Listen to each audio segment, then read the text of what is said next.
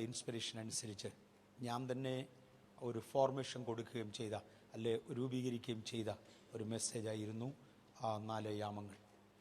ഇത് ലോകത്തിൻ്റെ പലയിടങ്ങളിലും ഞാൻ പ്രസംഗിച്ചിട്ടുണ്ട്. പ്രസംഗിച്ചിടത്തൊക്കെയും ഒരു നല്ല റിസൾട്ട് ഞാൻ കണ്ടിരുന്നു. അതുകൊണ്ട് അതോടുകൂടി ഒരു പുസ്തകമാക്കി എഴുതുവാൻ സാധിച്ചു. അങ്ങനെ എഴുതിയതാണ് 4 യാമങ്ങൾ എന്ന ഈ പുസ്തകം. വിശുദ്ധ മർക്കോസിൻ്റെ സുവിശേഷം 13-ാമത്തെ അധ്യായത്തിൻ്റെ 34 മുതലുള്ള ചില വാക്യങ്ങൾ ആധാരമാക്കിയാണ് യഥാർത്ഥത്തിൽ ഈ ആശയം വരുന്നത്. ദയവായിട്ട് ആരെങ്കിലും വായിക്കാം. മർക്കോസിൻ്റെ സുവിശേഷം 13-ാമത്തെ അധ്യായം 34 മുതലുള്ള 37 വരെ 3-4 വാക്യങ്ങൾ വായിക്കാം. ഇതൊരു പഠന ക്ലാസ്സാണ്. അതേസമയം ആഴമായ കമ്മിറ്റ്മെൻറ്റിലേക്ക് നമ്മളെ നടത്തുന്നതായിരിക്കും ഇത്. മർക്കോസിൻ്റെ സുവിശേഷം 13-ാമത്തെ അധ്യായം 34 വരെയുള്ള വാക്യങ്ങൾ. ആ നാളും നാഴികയും സംബന്ധിച്ചോ പിതാവല്ലാതെ ആരും സ്വർഗത്തിലെ ദൂതന്മാരും പുത്രനും കൂടെ അറിയുന്നില്ല. ആ കാലം എപ്പോൾ എന്ന് നിങ്ങൾ അറിയായിക കൊണ്ട് സൂക്ഷിച്ചുകൊള്ളുവിൻ. ഉണർന്നും പ്രാർത്ഥിച്ചും കൊണ്ടിരിപ്പിൻ. ഒരു മനുഷ്യൻ വീട് വിട്ട് പരദേശത്ത് പോകുമ്പോൾ ദാസന്മാർക്ക് അധികാരവും അവനവന് അതത് വേലയും കൊടുത്തിട്ട് വാതിൽ കാവൽക്കാരനോടെ ഉണർന്നിരിപ്പാൻ കൽപ്പിച്ചതുപോലെ തന്നെ യജമാനൻ സന്ധ്യയ്ക്കോ അർദ്ധരാത്രിക്കോ കോഴി കൂകുന്ന നേരത്തോ രാവിലെയോ എപ്പോൾ വരുമെന്ന് അറിയായിക കൊണ്ട് അവൻ പെട്ടെന്ന് വന്ന് നിങ്ങളെ ഉറങ്ങുന്നവരായി കണ്ടെത്താതിരിക്കേണ്ടതിന് ഉണർന്നിരിപ്പിൻ. ഞാൻ നിങ്ങളോട് പറയുന്നതോ എല്ലാവരോടും പറയുന്നു, ഉണർന്നിരിപ്പിൻ.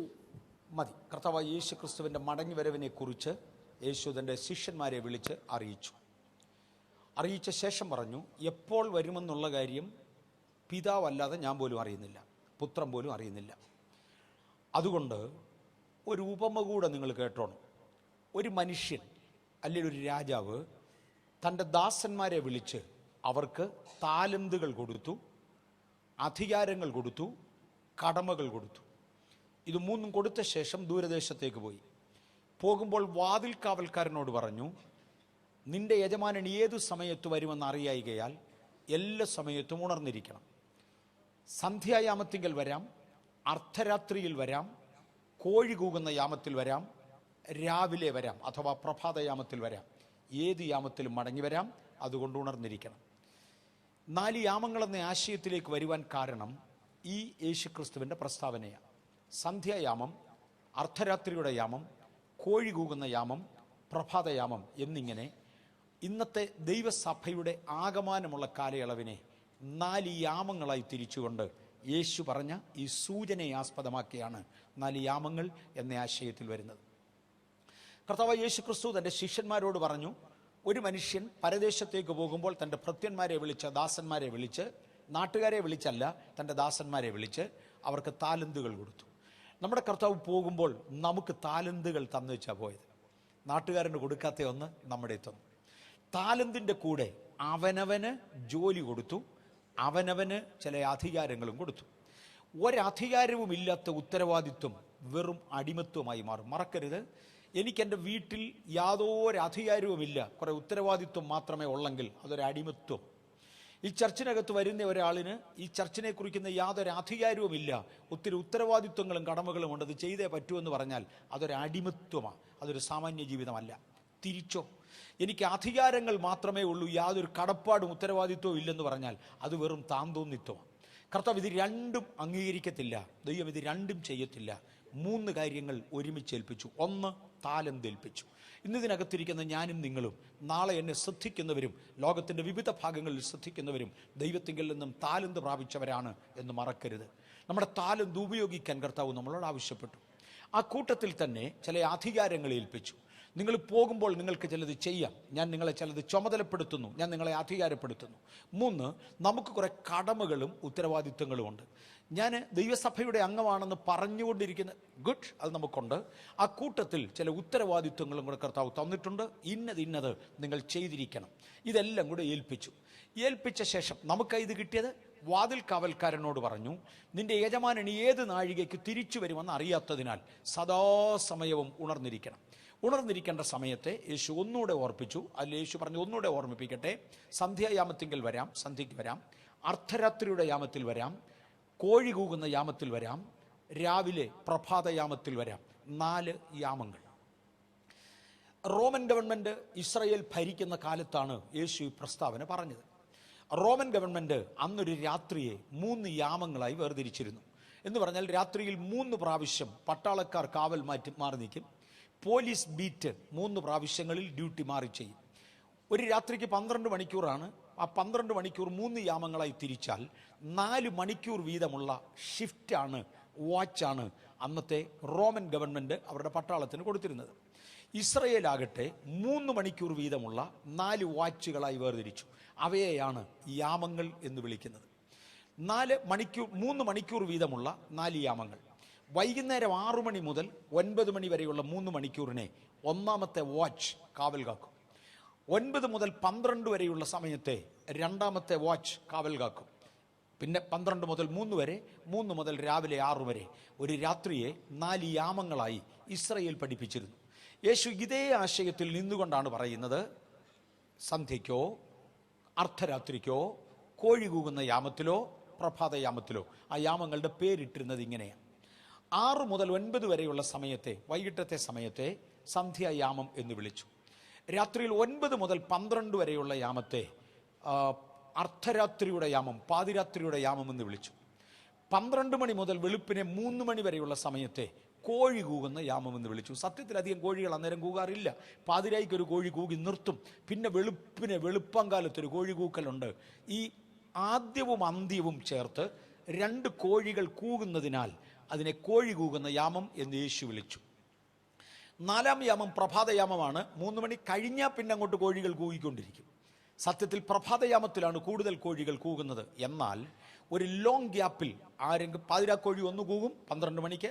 അത് കഴിഞ്ഞാൽ അടുത്ത പ്രാവശ്യം കോഴി കൂകുന്നത് 3 മണിക്കേ ഉള്ളൂ. കോഴിക്ക് ക്ലോക്ക് വേണ്ട, തെറ്റത്തില്ല. ഇങ്ങനെ അത് കൂകത്തുള്ളൂ. ആ ആദ്യവും അവസാനവും കോഴി കൂകുന്ന ആ 3 മണിക്കൂർ ഉൾപ്പെടുത്തുന്ന സമയത്തെയാണ് കോഴി കൂകുന്ന യാമം എന്ന് യേശു വിളിച്ചിരിക്കുന്നത്. ഓക്കെ, ഇനി യേശുക്രിസ്തുവിൻ്റെ മരണം. യേശുക്രിസ്തു ആരായിരുന്നു? നീതിസൂര്യനായിരുന്നു. നീതിസൂര്യനായ ക്രിസ്തു കാൽവറിയിൽ പൊലിഞ്ഞ് അമർന്നത് മുതൽ മലാഖിയുടെ പ്രവചനത്തിൽ പറയുന്ന തൻ്റെ ചിറകിൻ്റെ കീഴിൽ രോഗോപശാന്തിയോടുകൂടെ നീതിസൂര്യനായ ക്രിസ്തു തിരിച്ചുദിക്കുന്നത് വരെ ഉള്ള ദീർഘസമയത്തെ ക്രൈസ്തവ മണ്ഡലത്തിൻ്റെ ഒരു രാത്രി എന്ന് നമുക്ക് കാണാം. ഞാൻ ഒന്നുകൂടെ ആവർത്തിക്കാം. കർത്താവായ യേശുവാണ് ഈ ലോകത്തിൻ്റെ വെളിച്ചം. ഞാൻ ഈ ലോകത്തിൻ്റെ വെളിച്ചമെന്ന് പറഞ്ഞ യേശു ഒരു ദിവസം കാൽവറിയിൽ പൊലിഞ്ഞണഞ്ഞു. അന്ന് സൂര്യൻ ഇരുണ്ടു, ഭൂമി കുലുങ്ങി, ഒരു മഹാസംഭവം ഉണ്ടായി. യേശു കാൽവറിയിൽ തീർന്നു, യാഗമായി മരിച്ചു. ആ മരണ ദിവസം മുതൽ നമ്മളെല്ലാം യേശുവിൻ്റെ മടങ്ങിവരവിന് വേണ്ടി കാത്തിരിക്കുക. യേശു ഈ ഭാഗം പറഞ്ഞു തുടങ്ങുന്നത് തൻ്റെ മടങ്ങിവരവിനെ കുറിച്ച് പറയുന്നതിനിടയിലാണ്. യേശു തിരികെ ഉദിക്കുന്നതിനെക്കുറിച്ച് മലാഖി പറയുന്നത്, നിങ്ങൾക്കോ നീതിസൂര്യൻ തൻ്റെ ചിറകിൻ്റെ കീഴിൽ രോഗ ഉപശാന്തിയോടുകൂടെ തിരികെ ഉദിക്കും. യേശു തിരികെ ഉദിക്കുന്നത് വരെയുള്ള, അല്ലെങ്കിൽ മടങ്ങി വരുന്നത് വരെയുള്ള ആ ദീർഘമായ കാലയളവിനെയാണ് ക്രൈസ്തവ മണ്ഡലത്തിൻ്റെ, ആത്മലോകത്തിൻ്റെ നീണ്ട ഒരു രാത്രിയായി ചിത്രീകരിക്കുന്നത്. ആ രാത്രിയെ 4 തരംതിരിക്കുക. യേശുക്രിസ്തുവിൻ്റെ കാൽവരി മരണം മുതൽ യേശുക്രിസ്തുവിൻ്റെ മടങ്ങി വരവ് വരെയുള്ള സഭയുടെ നീണ്ട രാത്രിയെ 4 യാമങ്ങളായി ചിത്രീകരിച്ചാണ് ഈ പഠനത്തിൻ്റെ ആഴത്തിലേക്ക് നമ്മൾ പോകുന്നത്. അതിലെ ഒന്നാമത്തെ യാമം രാത്രി 6 മണി മുതൽ 9 മണി വരെയുള്ള സമയമാണ്. ഈ രാത്രി 6 മണി മുതൽ 9 മണി വരെയുള്ള സമയത്തിനൊരു പ്രത്യേകതയുണ്ട്. നമ്മൾ ഭൗതിക മണ്ഡലത്തിലേക്ക് ഇറങ്ങി വന്നാൽ, നമ്മൾ ഇന്ന് നിൽക്കുന്ന സാധാരണ ലോകത്തിലേക്ക് നമ്മൾ നോക്കിയാൽ, പകലത്തെ ജോലിയെല്ലാം തീർന്നു, ചൂടും കഴിഞ്ഞു, വെയിലാറി, സൂര്യൻ അസ്തമിച്ചു, ഇരുട്ടായി തുടങ്ങിയെങ്കിലും ആർക്കും ഉറക്കം വരാത്ത സമയമാണ്. വൈകിട്ട് 6 മണിക്ക് ആരും കിടക്കുമെന്ന് തോന്നുന്നില്ല. രാവിലെ കുറേ കൂടുതൽ കിടക്കുന്നവർ കണ്ടേക്കാം, അവരും വൈകിട്ട് 6 മണിക്ക് കിടക്കാൻ വഴിയില്ല. വൈകിട്ട് 6 മണി മുതൽ 9 മണി വരെയുള്ള ഒന്നാമത്തെ യാമം ഒരു മനുഷ്യന് ഏറ്റവും പ്രയോജനപ്പെടുത്താവുന്ന യാമങ്ങളിൽ ഒന്നാണ്. ഓഫീസിൽ നിന്നൊക്കെ എല്ലാവരും വന്നു, ജോലികൾക്ക് കഴിഞ്ഞ് എല്ലാവരും വന്നു, കുടുംബാംഗങ്ങൾ തമ്മിൽ കണ്ട് സന്തോഷിക്കുവാനുള്ള ഏറ്റവും നല്ല സമയമാണ്. കുഞ്ഞുങ്ങൾക്ക് പഠിക്കാനുള്ള നല്ല സമയമാണ്. പരസ്പര ബന്ധങ്ങൾ പുതുക്കാനുള്ള സമയമാണ്. മദ്യപന്മാരാ സമയം മദ്യപിക്കും, ചീട്ട് കളിക്കുന്നവർ ആ സമയം ചീട്ട് കളിക്കാൻ പോവും, ആത്മീയൻ ആ സമയം മീറ്റിങ്ങിനും പോവും. ഈ വൈകുന്നേരം 6 മുതൽ 9 വരെയുള്ള സമയമാണ് സത്യത്തിൽ ഒരു കുടുംബത്തിന്, വ്യക്തിക്കല്ല, ഒരു കുടുംബത്തിന് ഏറ്റവും ഐശ്വര്യകരമായി ഉപയോഗിക്കാൻ കൊള്ളാവുന്ന സമയം. ആത്മീയനും മീറ്റിങ്ങുകൾക്കും കാര്യങ്ങൾക്കും പോകാനും പകലിൻ്റെ ബദ്ധപ്പാടൊക്കെ ഒന്ന് കഴിഞ്ഞ് ഒന്ന് കുളിച്ച് സ്വസ്ഥമായി ഇരിക്കാനും ഒക്കെയുള്ള സമയമാണ് വൈകുന്നേരം 6 മണി മുതൽ 9 മണി വരെയുള്ള സമയം. യേശുക്രിസ്തു ഈ സമയത്ത് ഒരിക്കൽ തൻ്റെ ശിഷ്യന്മാരോട് സംസാരിച്ച ഒരു കാര്യം ഞാനൊന്ന് ഓർപ്പിക്കാനായിട്ട് ആഗ്രഹിക്കുന്നു. മത്തായിയുടെ സുവിശേഷം 14-ാമത്തെ അധ്യായത്തിൻ്റെ 14-15 വാക്യങ്ങൾ ദയവായി വായിക്കാമോ? മത്തായിയുടെ സുവിശേഷം 14-ാം അധ്യായം 14-15 വാക്യങ്ങൾ. അവൻ വന്ന് വലിയ പുരുഷാരത്തെ കണ്ട് അവരിൽ മനസ്സലിഞ്ഞ് അവരുടെ രോഗികളെ സൗഖ്യമാക്കി. വൈകുന്നേരമായപ്പോൾ ശിഷ്യന്മാർ അവന്റെ അടുക്കൽ ചെന്ന്, ഈ സ്ഥലം മരുഭൂമിയല്ലോ, നേരവും വൈകി, പുരുഷാരം ഗ്രാമങ്ങളിൽ പോയി ഭക്ഷണ സാധനങ്ങൾ കൊള്ളേണ്ടതിന് അവരെ പറഞ്ഞയക്കണമെന്ന് പറഞ്ഞു. നിൽക്കട്ടെ, ഒരു ദിവസം യേശു 5 അപ്പം കൊണ്ട് 5000 പേരെ പോഷിപ്പിക്കാൻ പോകുന്ന അതേ ദിവസം വൈകിട്ട് ഈ 5000 കുടുംബങ്ങൾ ഒരുമിച്ചിരിക്കുന്ന കൂട്ടത്തെ നോക്കിക്കൊണ്ട് ശിഷ്യന്മാർ പറഞ്ഞു, നേരം അസ്തമിക്കാറായി. ഇരുട്ടിയില്ല, അസ്തമിക്കാറായി. 6 മണി ആയിട്ടില്ല, അതിനു മുമ്പെയാ. അസ്തമിക്കാറായി. നമ്മൾ ഇരിക്കുന്നത് ഒരു മരുഭൂമിയാണ്. അതുകൊണ്ട് ജനത്തെ ഇവിടുന്ന് പറഞ്ഞയക്കണം എന്ന് പറഞ്ഞു. 4:30, 5 എന്ന് കൂട്ടാം. 6 മണിക്ക് മുമ്പേ, നേരം അസ്തമിക്കുന്നതിന് മുന്നമേ ജനത്തെ പറഞ്ഞയക്കാൻ പറഞ്ഞു. യേശു അവരോട് പറഞ്ഞു, അവരെ പറഞ്ഞയക്കണ്ട, നിങ്ങൾ അവർക്ക് ആഹാരം കൊടുക്കണം. തുടർന്ന് യേശു 5 അപ്പം കൊണ്ട് 5000 പേരെ പോഷിപ്പിച്ചു. ഏറെക്കുറെ രാത്രിയുടെ 1-ാം യാമം വരെ അങ്ങനെ പോയി. ഞാൻ ആശയത്തിലോട്ട് കയറാനാണ്, ഈ വൈകുന്നേരത്താണ് ഈ സംഭവം നടന്നതെന്ന് ഓർപ്പിക്കാനാണ് ഈ വാക്യങ്ങൾ വായിച്ചത്. 6 മണി കഴിഞ്ഞു. യേശു 22-ാമത്തെ വാക്യം വായിച്ചാട്ടെ. 22-ാമത്തെ. ഉടനെ യേശു താൻ പുരുഷാരത്തെ പറഞ്ഞയക്കുന്നതിനിടയിൽ ശിഷ്യന്മാർ പടകിൽ കയറി തനിക്ക് മുൻപായി അക്കരയ്ക്ക് പോകുവാൻ അവരെ നിർബന്ധിച്ചു. സന്ധ്യായാമത്തിന്റെ ഒരു പ്രത്യേകത, യേശു തന്നെ നേരിട്ട് പുരുഷാരത്തെ പറഞ്ഞയക്കാൻ തുടങ്ങി. വൈകിട്ട് 6 മണിക്ക് മുമ്പേ ശിഷ്യന്മാർ യേശുവിന്റെ അടുക്കൽ വന്നു. നേരം അസ്തമിക്കാറായി. പുരുഷാരം പോയി അവരുടെ ഊരുകളിൽ നിന്ന് സാധനം കൈക്കൊണ്ടുവരുവാൻ, ഭക്ഷിക്കുവാൻ അവരെ പറഞ്ഞയക്കണമെന്ന് പറഞ്ഞു. യേശു പറഞ്ഞു, വേണ്ട, നിങ്ങൾ അവർക്ക് ആഹാരം കൊടുക്കണം. എന്നിട്ട് 5 അപ്പം വാഴ്ത്തി നുറുക്കി 5000 കുടുംബങ്ങൾക്ക് വിളമ്പുവാൻ കൊടുത്തു. മിനിമം 2 മണിക്കൂർ മാറും. മിനിമം 2 മണിക്കൂറെങ്കിലും മാറി. മേ ബി 3 മണിക്കൂർ. സന്ധ്യായാമത്തിൽ അവരായിരിക്കെ ഈ ജനത്തെ പറഞ്ഞയക്കുവാൻ യേശു സ്വയം ചുമതല ഏറ്റെടുത്തു. സന്ധ്യായാമം യേശു നേരിട്ട് ജനത്തെ പറഞ്ഞയക്കുന്ന യാമമാണ്. ജനത്തെ പറഞ്ഞയക്കുന്ന കൂട്ടത്തിൽ ശിഷ്യന്മാരോട് പറഞ്ഞു, നിങ്ങൾ എനിക്ക് മുമ്പേ അക്കരയ്ക്ക് പോകണം എന്ന് പറഞ്ഞ് ഗന്നസര ദേശം അവരെ ചൂണ്ടിക്കാണിച്ചു. അന്ന് അവർ പോകുന്നത് ഗന്നസര ദേശത്തിനാണ്. ഗന്നസര ദേശം, ഗലീല കടലിൻ്റെ അക്കരെ ഗന്നസര ദേശം കാണിച്ചുകൊണ്ട് നിങ്ങൾ അങ്ങോട്ട് പോകാൻ പറഞ്ഞു. സന്ധ്യായാമം യേശു നേരിട്ട് പറഞ്ഞയക്കുന്ന യാമമാണ്. ഓരോ വ്യക്തികൾക്കും ഒരു സന്ധ്യായാമമുണ്ട്. ഏത് വ്യക്തിക്കും ഒരു സന്ധ്യായാമമുണ്ട്, ഒരു അർദ്ധരാത്രിയുണ്ട്, ഒരു പ്രഭാതയാമമുണ്ട്, ഒരു കോഴി കൂകുന്ന യാമമുണ്ട്. ആഗോളവ്യാപകമായ ദൈവസഭയുടെ യാമങ്ങളിലൂടെയാണ് നമ്മൾ യാത്ര ചെയ്യുന്നതെങ്കിലും മറക്കരുത്, നമുക്ക് ഓരോരുത്തർക്കും ഒരു സന്ധ്യായാമമുണ്ട്. നമ്മുടെ ആദ്യത്തെ പുസ്തകം പ്രിന്റ് ചെയ്തയാൾ ഒരു ക്രിസ്ത്യൻ പ്രസ്സിലാണ് ഇത് പ്രിന്റ് ചെയ്തത്. ഇത് പ്രിന്റ് ചെയ്ത ശേഷം അദ്ദേഹം ഇവിടെ വന്നിച്ച് ഞങ്ങളോട് പറഞ്ഞത്, എൻ്റെ ജീവിതത്തിൽ ഇതങ്ങ് ഭയങ്കരമായിട്ട് പ്രയോജനപ്പെട്ടു. പ്രിന്റ് ചെയ്ത മനുഷ്യൻ, എൻ്റെ ജീവിതത്തിൽ ഇതങ്ങ് ഭയങ്കരമായി പ്രയോജനപ്പെട്ടു. കാര്യം ഏത് വ്യക്തിക്കും ഏത് കുടുംബത്തിനും ഒക്കെ ഈ യാമങ്ങളുണ്ടെന്ന് പറഞ്ഞതുകൊണ്ട് ഞാൻ എൻ്റെ കുടുംബത്തെ ഒന്ന് ശോധന ചെയ്തു, എൻ്റെ വ്യക്തിത്വത്തെ ഒന്ന് ശോധന ചെയ്തു. ഞങ്ങൾ അർദ്ധരാത്രിയുടെ യാമത്തിലാണ് പിടികിട്ടി. എൻ്റെ ബിസിനസ് അർദ്ധരാത്രിയുടെ യാമത്തിലായിരുന്നു. എൻ്റെ പ്രിൻറ്റിംഗ് പ്രസ് മിക്കവാറും ക്ലോസ് ചെയ്യുന്ന പരുവത്തിനാണ് ഇത് വന്നത്. ഇത് വന്നതോടെ ഓർഡർ ധാരാളമായി. എൻ്റെ ബിസിനസ് പിക്ക് ചെയ്തു. എൻ്റെ കുടുംബം കലഹത്തിൽ കിടന്ന സമയമായിരുന്നു, ഞങ്ങൾ കറക്റ്റ് ചെയ്തു. അപ്പോൾ എൻ്റെ കുടുംബത്തിൻ്റെ സ്ഥിതി മാറ്റുവാൻ ഈ പുസ്തകം പ്രിന്റ് ചെയ്തത് പ്രയോജനപ്പെട്ടെന്ന് പറഞ്ഞ് അദ്ദേഹം വളരെ സബ്സിഡൈസ്ഡ് ഒരു റേറ്റിലാണ് ഇത് ഞങ്ങൾക്ക് കൊണ്ട് തന്നത്. ഞാനൊന്ന് ഓർപ്പിച്ചെന്നേ ഉള്ളൂ. ഇന്നിതിനകത്തിരിക്കുന്ന നമ്മിൽ ഓരോരുത്തർക്കും ഉണ്ടാകാം ഒരു സന്ധ്യായാമം. ഓരോ ലോക്കൽ സഭകൾക്കും ഈ 4 യാമങ്ങളുണ്ട്.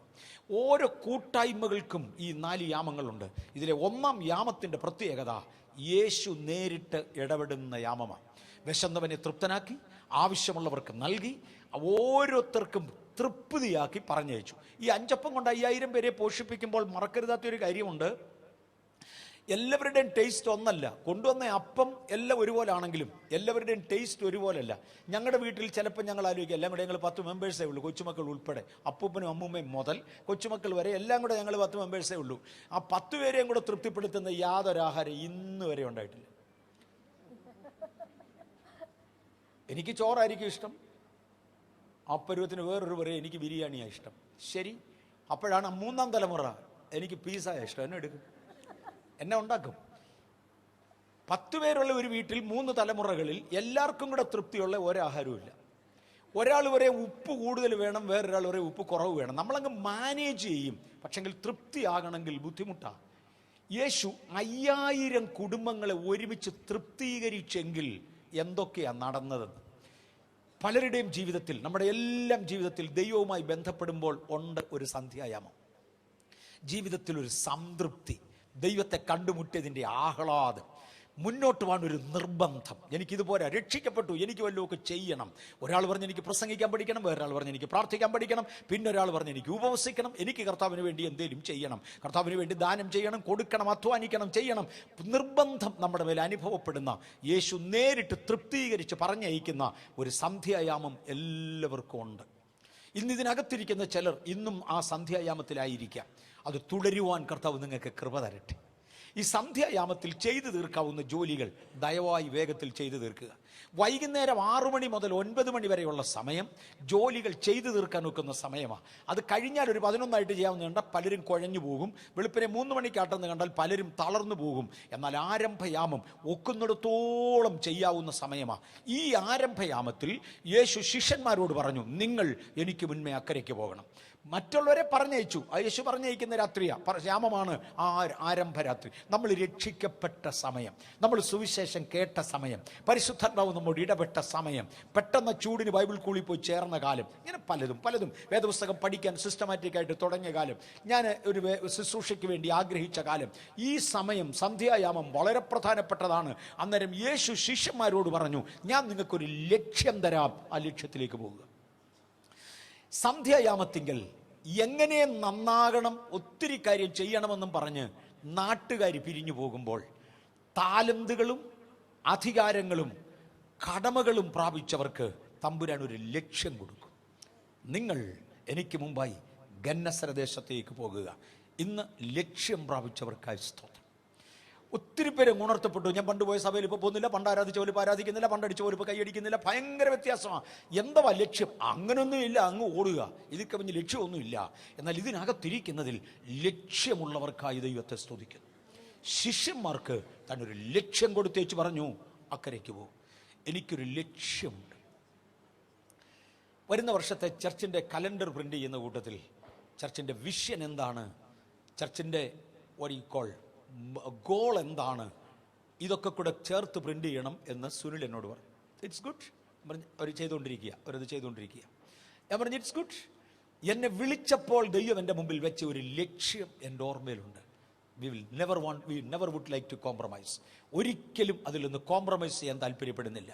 എന്തെല്ലാം പ്രതിസന്ധി ഉണ്ടെന്ന് കണ്ടാലും എന്നാൽ ഒത്തതിലെ വള്ളം അങ്ങ് തുഴഞ്ഞേക്കാമെന്ന് ശിഷ്യന്മാർക്ക് ചിന്തിക്കാൻ ഒക്കത്തില്ല. അവർ ഇറങ്ങി തിരിച്ചത് അക്കരയ്ക്ക് പോകാനാ, ഗന്നസരത്ത് ദേശത്തേക്ക് പോകാനാ. ഞാൻ പലപ്പോഴും പറയാറുണ്ട്, ഒരു പുതിയ ചർച്ച് തുടങ്ങുമ്പോൾ do you really have an aim? അടുത്തുള്ള ഒരു സഭയിലെ അതേ കാഴ്ചപ്പാടിൽ പോകാനാണെങ്കിൽ പിന്നെ എന്നെ എടുക്കാൻ നിങ്ങളൊന്ന് തുടങ്ങിയത് ആ ഉപദേശം വേറെ വല്ല ജോലിക്കും പറഞ്ഞു വിട്ടേച്ച് എല്ലാവരും കൂടെ ഒരുമിച്ച് ഒരിടത്ത് ആരാധിച്ചാൽ പോലും ഒരാൾ കൂടെ പോയി ജോലി ചെയ്തുകൂടെ? എന്തെടുക്കാൻ ഈ പണിക്ക് പോകുന്നേ? Unless you have an aim in life, മറ്റൊന്നിനില്ലാത്ത ഒരു പ്രത്യേകത ദൈവം നിങ്ങളെ ഏൽപ്പിക്കുന്നില്ലെങ്കിൽ പിന്നെ ഒരു പേരിന് വേണ്ടി മെനക്കെടാതെ ആ ലക്ഷ്യം ലഭിക്കുവാനായി പ്രാർത്ഥിക്കാം.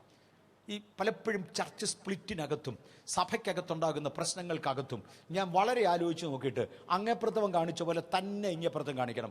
അവിടെ ഒരു ഓർഗൻ ഉണ്ടായിരുന്നു, എനിക്ക് ഒരു ഓർഗൻ വാങ്ങിക്കണം. അവർക്ക് 2 മൈക്രോഫോൺ ഉണ്ടായിരുന്നു, എനിക്കും 2 മൈക്രോഫോൺ വേണം. അവരുടെ തലയുടെ മേളിൽ 2 ഫാൻ ഉണ്ടായിരുന്നു, എനിക്കും 2 ഫാൻ വേണം. അവൻ്റെ മുമ്പിൽ 10 പേരുണ്ടായിരുന്നു, എനിക്ക് 5 വേണം.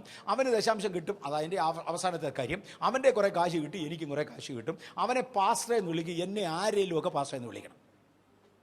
ഇതിൽ കവിഞ്ഞ് യാതൊരു ലക്ഷ്യവ്യത്യാസവുമില്ലാതെ ഒരുപാട് പേര് ഇറങ്ങിത്തിരിക്കുമ്പോൾ വ്യക്തമായി തിരിച്ചറിയുക, ഇത് ദൈവത്താൽ അയക്കപ്പെടുന്നതല്ല, കർത്താവ് അയക്കുന്നെങ്കിൽ നാട്ടുകാരൻ പോയതിലേ പോകാനല്ല, നിങ്ങൾക്ക് പോകാൻ ഒരു വഴി പറഞ്ഞു തരാം, പോ, നിങ്ങൾ അക്കരയ്ക്ക് പോ. ഒരു ലക്ഷ്യം കൊടുത്തയക്കുന്ന ദൈവം.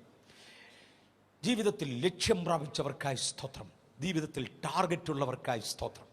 ശിഷ്യന്മാരെ വിളിച്ച് സന്ധ്യായാമത്തിങ്കൽ ലക്ഷ്യം കൊടുത്തു. സന്ധ്യായാമം കഴിഞ്ഞാൽ ലക്ഷ്യപ്രാപ്തി ബുദ്ധിമുട്ടാണ്. ഇന്ന് ആത്മജീവിതത്തിൻ്റെ ആരംഭത്തിലിരിക്കുന്ന ദൈവപൈതലേ, നിങ്ങളെക്കുറിച്ച് ദൈവം ആഗ്രഹിക്കുന്ന ലക്ഷ്യമെന്ത് എന്ന് കണ്ടുപിടിക്കാൻ ശ്രമിക്കൂ. ഈ ഉപവാസം അതിനും കൂടെ ആകട്ടെ ദൈവം നമ്മളെ ഏൽപ്പിക്കുന്ന ലക്ഷ്യം. ലക്ഷ്യത്തിലേക്ക് തുഴയുവാൻ പറഞ്ഞു. ശിഷ്യന്മാർ 12 പേരും കൂടെ കയറി അതിനകത്തിരുന്നുകൊണ്ട് തുഴയുകയാണ്. അവരുടെ എല്ലാ പ്രവൃത്തികളും സാധ്യമാകുന്ന ഒരു നല്ല സമയത്തേക്ക് അവർ വന്നിരിക്കുക. പക്ഷെ ഒരു കാര്യം ഓർക്കണം, ഈ രാത്രിയിൽ നമുക്ക് വെളിച്ചം വേണമല്ലോ. ഉൽപ്പത്തി പുസ്തകത്തിലോട്ടൊന്ന് വരാം. ഉൽപ്പത്തി പുസ്തകത്തിന്റെ 1-ാം അധ്യായത്തിന്റെ 16-ാമത്തെ വാക്യം. ദൈവ സൃഷ്ടിയെക്കുറിച്ച് നമുക്ക് അവിടെ കാണാം. ഉൽപ്പത്തി 1:16. പകൽ വാഴേണ്ടതിന് വലിപ്പമേറിയ വെളിച്ചവും രാത്രി വാഴേണ്ടതിന് വലിപ്പം കുറഞ്ഞ വെളിച്ചവുമായി 2 വലിയ വെളിച്ചങ്ങളെ ദൈവം ഉണ്ടാക്കി, നക്ഷത്രങ്ങളെയും ഉണ്ടാക്കി. മതി. ദൈവം സൃഷ്ടിയുടെ സമയത്ത് പകൽ വാഴേണ്ടതിന് ഒരു വലിയ വെളിച്ചം ഉണ്ടാക്കി. അതിനെ സൂര്യൻ എന്ന് വിളിക്കും. അത് അസ്തമിച്ചപ്പോഴാണ് ഈ രാത്രി തുടങ്ങിയത്. പക്ഷെ രാത്രി തുടങ്ങിയത് കൊണ്ട് വെളിച്ചം പൂർണ്ണമായി തീർന്നു പോയി എന്നാരും തെറ്റിദ്ധരിക്കരുത്. ഇല്ല, രാത്രിയിൽ വാഴേണ്ടതിന് ഒരു ചെറിയ വെളിച്ചത്തെ തമ്പുരാൻ ഉണ്ടാക്കിയിട്ടുണ്ട്. അത് പരിശുദ്ധാത്മാവ്. യേശു ഇവിടുന്ന് മാറ്റപ്പെട്ടതിനെ തുടർന്ന് നമുക്കാവശ്യമുള്ള ദർശനം തരേണ്ടതിന് ദൈവം പരിശുദ്ധാത്മാവിനെയാക്കി. ദർശനങ്ങൾ മറ്റു വ്യക്തികളിൽ നിന്നും പകർത്തുന്നവരുണ്ട്. ദർശനങ്ങൾ ജഡീകരിൽ നിന്ന് പകർത്തുന്നവരുണ്ട്. ദർശനങ്ങൾ ലോകത്തിൽ നിന്ന് പകർത്തുന്നവരുണ്ട്.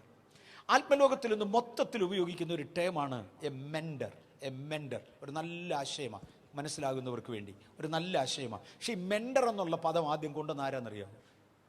ആരണ്ട് ഒരു കഥാകൃത്ത് കൊണ്ടുവന്നതാണ്. എനിക്കൊന്ന് ഷേക്സ്പിയർ ആണെന്ന് തോന്നുന്നു. അദ്ദേഹത്തിൻ്റെ നോവലുകളിൽ കൊണ്ടുവന്നിരിക്കുന്ന ഒരു ടേമാണ് മെൻഡർ. ബിബിളിക്കലല്ലത്. ഇന്ന് ഒരുപാട് പേർക്ക് മെൻഡേഴ്സ് ഉണ്ട്.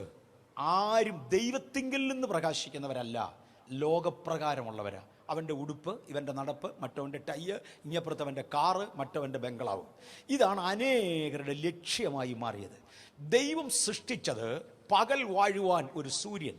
ഈ സൂര്യൻ അസ്തമിച്ചാൽ സൂര്യനിൽ നിന്ന് പ്രകാശം തട്ടി പ്രതിഫലിക്കുന്ന രാത്രിയിൽ വാഴേണ്ട ഒരു ചന്ദ്രൻ. പരിശുദ്ധാത്മാവിൻ്റെ പ്രത്യേകത, കർത്താവ് നമ്മോട് പറഞ്ഞത് നമ്മെ ഓർമ്മിപ്പിക്കും. പാപത്തെക്കുറിച്ചും നീതിയെക്കുറിച്ചും ന്യായവിധിയെക്കുറിച്ചും ബോധം വരുത്തുകയും ഞാൻ പറഞ്ഞതൊക്കെയും കൽപ്പിച്ചതൊക്കെയും നിങ്ങളെ ഓർമ്മപ്പെടുത്തുകയും ചെയ്യുന്ന പരിശുദ്ധാത്മാവ്. ക്രിസ്തുവിൻ്റെ വെളിച്ചം തട്ടി പ്രകാശിപ്പിക്കുന്ന ഒരു വെളിച്ചം രാത്രിയിൽ വാഴുവാൻ ഒരു വലിയ വെളിച്ചമായി ദൈവം സൃഷ്ടിച്ചു. നമ്മൾ സന്ധ്യായാമത്തിലേക്ക് ഇറങ്ങുമ്പോൾ മറക്കരുതാത്ത ഒരു കാര്യം, യേശു പറഞ്ഞയച്ചു തുടരുമാറാക്കുന്നത് ഈ പരിശുദ്ധാത്മാവാ. നമ്മുടെ ദൃശ്യങ്ങൾ പരിശുദ്ധാത്മാവിൽ നിന്നായിരിക്കട്ടെ, കാഴ്ചപ്പാടുകൾ പരിശുദ്ധാത്മാവിൽ നിന്നായിരിക്കട്ടെ. ചില സമയത്ത് ചന്ദ്രപ്രകാശം കിട്ടാതെ വരും. അന്നേരത്തൊരു നേരിയ വെളിച്ചം പകരുവാൻ കുറേ നക്ഷത്രങ്ങളെ കൂടെ തമ്പുരാൻ ഉണ്ടാക്കി. അവർ സ്വയം പ്രകാശിക്കുന്നവരാണ്. സ്വയം പ്രകാശിക്കുന്ന ചില നക്ഷത്രങ്ങളെ കൂടെ തമ്പുരാൻ ഇവിടെ തന്നതിനായി സ്തോത്രം. സൂര്യപ്രകാശത്തിന് തുല്യമാണ് നക്ഷത്രത്തിൻ്റെ പ്രകാശമെന്ന് പറയട്ടെ. ദൈവിക ആലോചനകൾ നമ്മെ അറിയിക്കുന്ന കുറച്ചുപേരെ തമ്പുരാൻ എല്ലാ കാലത്തും ദൈവസഭയിലാക്കിയേക്കും. പരിശുദ്ധാത്മാവെന്ന വലിയ വെളിച്ചം നമുക്കുണ്ട്. അത് സൂര്യനിൽ നിന്ന് തട്ടിപ്രകാശിക്കുന്നതാണ്. ആ വെളിച്ചത്തിൽ വേണം നാം രാത്രിയിൽ മുൻപോട്ട് പോകുവാൻ. നാം ഇന്നായിരിക്കുന്ന കാലഘട്ടം ആ കാലഘട്ടമാണ്. ഏത് സഭയ്ക്കുമുണ്ട് ഒരു പ്രാരംഭയാമം. ഏത് വേലയ്ക്കുമുണ്ട്, ഏത് മിനിസ്ട്രിക്കുമുണ്ട്, ഏത് മിനിസ്റ്റർക്കുമുണ്ട്, ഏത് ദൈവവേദലിനുമുണ്ട്. ആഗോള വ്യാപകമായ ദൈവസഭയ്ക്കുമുണ്ട് ഒരു സന്ധ്യായാമം. ആഗോള വ്യാപകമായ ദൈവസഭയുടെ സന്ധ്യായാമമായിരുന്നു അപ്പോസ്തോലിക യുഗം. നിഴൽ വീണാൽ രോഗികൾ സൗഖ്യമാകുന്ന, പാപം ചെയ്തവനെ അന്നേരം തന്നെ ശിക്ഷിക്കുന്ന, ദൈവിക ശിക്ഷാക്രമത്തിലും ദൈവിക പദ്ധതിയിലും കൂടെ നടത്തിയെടുക്കുന്ന സന്ധ്യായാമത്തിലൂടെ ദൈവസഭ നടന്നു കയറി. പത്രോസിന്റെ കയ്യാൽ വലിയ അത്ഭുതങ്ങൾ നടന്നു. പൗലോസ് അനേകം സ്ഥലങ്ങളിൽ യാത്ര ചെയ്തു. പോയിടത്തൊക്കെയും അന്ന് അറിയപ്പെട്ടിരുന്ന ലോകം മിക്കവാറും പൗലോസ് കവർ ചെയ്തു. ലോകത്തിന്റെ അറ്റത്തോളം എൻ്റെ സാക്ഷികളാകണമെന്നുള്ള യേശുക്രിസ്തുവിന്റെ വ്യവസ്ഥ അന്നറിയപ്പെട്ടിരുന്ന ലോകത്തിൽ ഒട്ടുമുക്കാലും പൗലോസ് നടത്തിയെടുത്തു. 1-ാം നൂറ്റാണ്ടിലെ സഭയായിരുന്നു ആഗോള വ്യാപകമായ ദൈവസഭയുടെ പ്രാരംഭത്തെങ്കിൽ ഉണ്ടായിരുന്ന സഭ. നമുക്കുമുണ്ട് ഒരു ആരംഭയാമം. എന്തോ ചെയ്താലും സാധിക്കുന്ന, ഒറ്റ പ്രാവശ്യം പ്രാർത്ഥിച്ചാൽ സാധിക്കുന്ന. പണ്ട് മഴയത്ത് നടക്കാൻ ഒക്കാത്തത് കൊണ്ട് എനിക്ക് കുടയില്ല, മീറ്റിങ്ങിന് പോകണം, സന്ധ്യയ്ക്ക് മഴ പെയ്താൽ കർത്താവേ മഴ നിർത്തിത്തരണേ എന്ന് പ്രാർത്ഥിക്കുമ്പോൾ മിനിറ്റുകൾക്കകം മഴ നിന്ന് ഞാൻ പോയിരുന്ന യാമം. എനിക്ക് പോകാൻ ഞാൻ ഓർക്കുന്നുണ്ട്, ഒരു സ്പെഷ്യൽ ഇൻസിഡൻറ്റ് ഞാൻ ഓർക്കുന്നുണ്ട്. ഒരു ദിവസം ഏതാണ്ട് 20 കിലോമീറ്റർ ദൂരെ എനിക്കൊരു മീറ്റിങ്ങിന് പോകണം. അന്ന് എനിക്കൊരു സൈക്കിളും ഉണ്ട്. ചെറിയ ചാറ്റമഴയും ഉണ്ടായിരുന്നു. അതുകൊണ്ട് ഞാൻ സൈക്കിളും എടുത്തു, കുടയും എടുത്തു. കുട പിടിച്ച് സൈക്കിൾ ചവിട്ടാൻ എനിക്ക് അറിയാൻ വയ്യ. പക്ഷേ ഇത് രണ്ടും എൻ്റെ ഉണ്ടായിരുന്നു. രണ്ടും കുറേശ്ശെ നടക്കും, കുറച്ച് നനയും, കുറച്ച് പോകാം, ഇങ്ങനെയൊക്കെയാണ്. അങ്ങോട്ട് ഇറങ്ങി, വീട്ടിൽ നിന്ന് ഇറങ്ങി ഒരു ശകലം കഴിഞ്ഞപ്പോൾ ചാറ്റമഴ അങ്ങ് നിന്നു. ചാറ്റമഴ നീക്കിയ ഒരു കൊച്ചു കാറ്റടിച്ചു. എൻ്റെ ശരീരത്തിനൊരു വല്ലാത്ത ക്ഷീണം അങ്ങ് അനുഭവപ്പെട്ടു. എനിക്ക് അങ്ങോട്ട് സൈക്കിളിൽ ചവിട്ടാൻ പറ്റുന്നില്ല. ഞാൻ അന്നേരത്തിൻ്റെ അടുത്ത് കർത്താവ് ഇപ്പോഴീ അടിക്കുന്ന കാറ്റിൻ്റെ സഹായം കൊണ്ട് എൻ്റെ കുട അങ്ങനെ ഒന്ന് പിടിച്ചു കൊടുത്താൽ മതി, ഞാൻ മുന്നോട്ട് പോകും. ഈ കാറ്റ് നിൽക്കാതെ അടിച്ചിരുന്നെങ്കിൽ എനിക്ക് ചവിട്ടണ്ടായിരുന്നില്ല, അങ്ങ് ചെല്ലായിരുന്നല്ലോ. ഞാൻ ഓർക്കുന്നുണ്ട്, മീറ്റിംഗ് സ്ഥലത്ത് എത്തുന്നത് വരെ എൻ്റെ റോഡ് വളയുന്നതിലൂടെ കാറ്റ് വളഞ്ഞടിച്ചത്. പക്ഷെ ഇന്ന് ഞാൻ 7 പ്രാവശ്യം പ്രാർത്ഥിച്ചാൽ കാറ്റ് മാറുകയില്ല. കാറ്റ് മാറാത്തതുകൊണ്ട് എനിക്ക് ഒട്ടും അവിശ്വാസവും ഇല്ല. അത് കാറ്റ് പ്രാർത്ഥിച്ചാൽ ഉടൻ മാറുന്ന, പ്രാർത്ഥിച്ചാൽ ഉടൻ മഴ നിൽക്കുന്ന ഒരു പ്രാരംഭയാമത്തിലൂടെ ദൈവം എന്നെ നടത്തി. എൻ്റെ വിശ്വാസം ഉറച്ചു. ഇന്നെൻ്റെ വിശ്വാസം ഉറച്ചു കഴിഞ്ഞ സാഹചര്യത്തിൽ ഇന്ന് കാറ്റ് അടിച്ചില്ലെങ്കിലും എനിക്കൊരു പ്രശ്നവുമില്ല. ഞാൻ എൻ്റെ കുഞ്ഞുങ്ങളെ കൈപിടിച്ച് നടത്തിയ പിച്ചപ്പരുവമുണ്ട്. ഇന്ന് അവരെന്നെ തിരിച്ച് ഇങ്ങോട്ട് കൈപിടിച്ച് നടത്താൻ അവർക്ക് കഴിയും. ആ പിച്ചപ്പരുവം കഴിഞ്ഞു. സ്വയം ആരോഗ്യത്തിലേക്ക് മാറുക. ഇന്ന് ഏത് പ്രാർത്ഥനയ്ക്കും ഉടൻ മറുപടി ഉണ്ടെങ്കിൽ, നാം പ്രാരംഭയാമത്തിലാണെങ്കിൽ, ആ സന്ധ്യായാമത്തിലാണെങ്കിൽ, ഇത് തിരിഞ്ഞു വീഴുന്ന ഒരു കാലമുണ്ട്. അതിനു മുന്നമേ ബലം ഏറ്റുവാങ്ങുവാൻ ദൈവകരങ്ങളിലേക്ക് നമ്മെ സമർപ്പിക്കാം. വരുന്നു അർദ്ധരാത്രിയുടെ യാമം, ഒന്നും പ്രയോജനപ്പെടാത്ത യാമം. ഒന്നാമത്തെ സന്ദർഭത്തിൽ, ഒന്നാമത്തെ സാഹചര്യത്തിൽ ഏത് പ്രാർത്ഥനയ്ക്ക് മറുപടിയുണ്ട്. അർദ്ധരാത്രിയുടെ യാമത്തിൽ എന്ത് പ്രാർത്ഥിച്ചാലും ആരും കേൾക്കുന്നില്ലെന്ന് തോന്നും. ഇത് രണ്ടും ഞാൻ കവർ ചെയ്യേണ്ടതാണ്, രണ്ടിടത്തൂടെ ഞാൻ പോകേണ്ടതാ. പ്രാരംഭയാമത്തിങ്കിൽ ഒരു സഭയ്ക്ക് ആവശ്യമായ സകല അനുകൂലങ്ങളും വരും. ആ അർദ്ധരാത്രിയുടെ യാമത്തിൽ സകലരും എതിരായി വരും. പ്രാരംഭയാമത്തിൽ ഒരു ശുശ്രൂഷകന് ആവശ്യമുള്ള സകലതും ലഭിച്ചുകൊണ്ടിരിക്കും. അർദ്ധരാത്രിയുടെ യാമത്തിൽ അന്നേരം പറയുന്നത് ലഭിക്കാതെ വരും. ഒരു കുടുംബത്തിന്, ഒരു ബിസിനസ്സിന് സകലതിനുമുണ്ട് ഒരു പ്രാരംഭയാമം. പക്ഷെ ആ യാമത്തിൽ ഓടാവുന്നിടത്തോളം ഓടിക്കോ, എത്രയും കവർ ചെയ്യാൻ ശ്രമിച്ചു. ഇതിന്റെ പുറകെ എതിർപ്പുള്ള യാമങ്ങൾ വരും. അന്ന് നിലനിൽക്കേണ്ടതിന് ആദ്യ യാമത്തിൽ ചെയ്തെടുത്തത് നന്നായിരിക്കും. ചെയ്യാവുന്നിടത്തോളം പ്രതിഷ്ഠകൾ ദൈവസന്നിധിയിൽ ചെയ്തോണം. എടുക്കാവുന്നിടത്തോളം തീരുമാനങ്ങൾ ദൈവസന്നിധിയിൽ എടുത്തോണം. നാളെയാട്ടെന്ന് ചിന്തിച്ചുകൊണ്ടിരുന്ന നടക്കത്തില്ല. എതിരെ വരാൻ പോകുന്നത് അർദ്ധരാത്രിയുടെ യാമമാണ്. അന്നൊന്നും നടക്കത്തില്ല. പ്രാരംഭയാമത്തിൽ ദൈവം അടുത്തിരിക്കുമ്പോൾ, ജീവിതത്തിൽ മുന്നോട്ട് പോകുന്നുവെന്ന് മനസ്സിലാകുമ്പോൾ ചെയ്യേണ്ടത് മുഴുവനും ചെയ്യണം. ശിഷ്യന്മാർ തുഴഞ്ഞുകൊണ്ടിരുന്നു. കുറെ സമയമായി ഈ മത്തായിയുടെ സുവിശേഷത്തിൽ യേശു ശിഷ്യന്മാരോട് പൊക്കോളാൻ പറഞ്ഞു. 22-ാമത്തെ വാക്യത്തിൽ ശിഷ്യന്മാരോട് അക്കരെ പോകുവാൻ നിർബന്ധിച്ചു. ദയവായിട്ട് വായിച്ചാട്ട് 22 വീണ്ടും. ഉടനെ യേശു താൻ പുരുഷാരത്തെ പറഞ്ഞയക്കുന്നതിനിടയിൽ ശിഷ്യന്മാർ പടകിൽ കയറി തനിക്ക് മുമ്പായി അക്കരയ്ക്ക് പോകുവാൻ അവരെ നിർബന്ധിച്ചു. അവൻ പുരുഷാരത്തെ പറഞ്ഞയച്ചിട്ട് പ്രാർത്ഥിപ്പാൻ തനിയെ മലയിൽ കയറിപ്പോയി. വൈകുന്നേരം ആയപ്പോൾ ഏകനായി അവിടെ ഇരുന്നു. പടകോ കരവിട്ട് പല നാഴിക ദൂരത്തായി. വൈകുന്നേരം, അന്നും ഈവനിങ് വാച്ച് നടന്നുകൊണ്ടിരിക്കുക, സന്ധ്യായാമം നടന്നുകൊണ്ടിരിക്കുക. പറഞ്ഞയക്കപ്പെട്ടവർക്ക് വേണ്ടി മധ്യസ്ഥത അണയ്ക്കുവാൻ യേശു മലമുകളിൽ കയറി. യേശു പറഞ്ഞു, ഞാൻ എൻ്റെ പിതാവിൻ്റെ അടുക്കലോട്ട് പോകുകയാ. നിങ്ങളെ പറഞ്ഞയച്ചേച്ച് ഞാൻ പിതാവിൻ്റെ അടുക്കലോട്ട് പോകുകയാ. പോയാൽ ചന്ദ്രൻ ഉദിക്കാൻ പോകുകയാ. നിങ്ങൾക്ക് വേണ്ടി ഞാനൊരു കാര്യസ്ഥനെ അയക്കാൻ പോകുകയാ. താൻ പ്രാർത്ഥിക്കുവാൻ മലമുകളിലേക്ക് കയറി, തൻ്റെ പിതാവിൻ്റെ സന്നിധിയിലേക്ക് കയറി.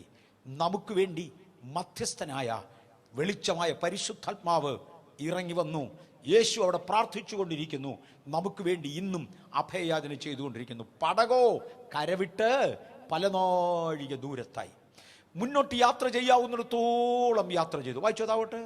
കാറ്റ് പ്രതികൂലമാകൊണ്ട് തിരകളാൽ വലഞ്ഞിരുന്നു. രാത്രിയിലെ 4-ാം യാമത്തിൽ നിൽക്കട്ടെ. സന്ധ്യായാമം കഴിഞ്ഞതോടെ കാറ്റ് പ്രതികൂലമായി മാറി. 2 യാമങ്ങൾ കാറ്റ് പ്രതികൂലമായി അടിച്ചു. അർദ്ധരാത്രിയുടെ യാമവും കോഴി കൂകുന്ന യാമവും 2 യാമങ്ങൾ കാറ്റ് പ്രതികൂലമായി അടിച്ചു. 4-ാം യാമത്തിലോ യേശു പടകിൻ്റെ അടുക്കലേക്ക് കടലിന്മേൽ നടന്നു വരുന്ന കാഴ്ച കണ്ടു. തുടർന്ന് ഞാൻ ഈ 2 യാമങ്ങളിലേക്ക് ഇറങ്ങാൻ പോവുകയാണ്. കാറ്റ് പ്രതികൂലമായിരുന്ന, യേശു വരാതിരുന്ന 2 യാമങ്ങൾ. യേശു പിതാവിൻ്റെ മുമ്പിൽ പക്ഷപാതം ചെയ്തുകൊണ്ടിരിക്കുകയാണ്. സ്വർഗത്തിൽ എനിക്ക് വേണ്ടി പിതാവിൻ്റെ വലത്തുഭാഗത്തിരുന്ന് എനിക്ക് വേണ്ടി സംസാരിക്കുകയാണ്. പരിശുദ്ധാത്മാവെന്ന കാര്യസ്ഥൻ ഇവിടെ വന്ന് വെളിച്ചം തരികയാണ്. പക്ഷേ ഇതിനിടയ്ക്ക് കടലിൽ ഭയങ്കര ബഹളമായി.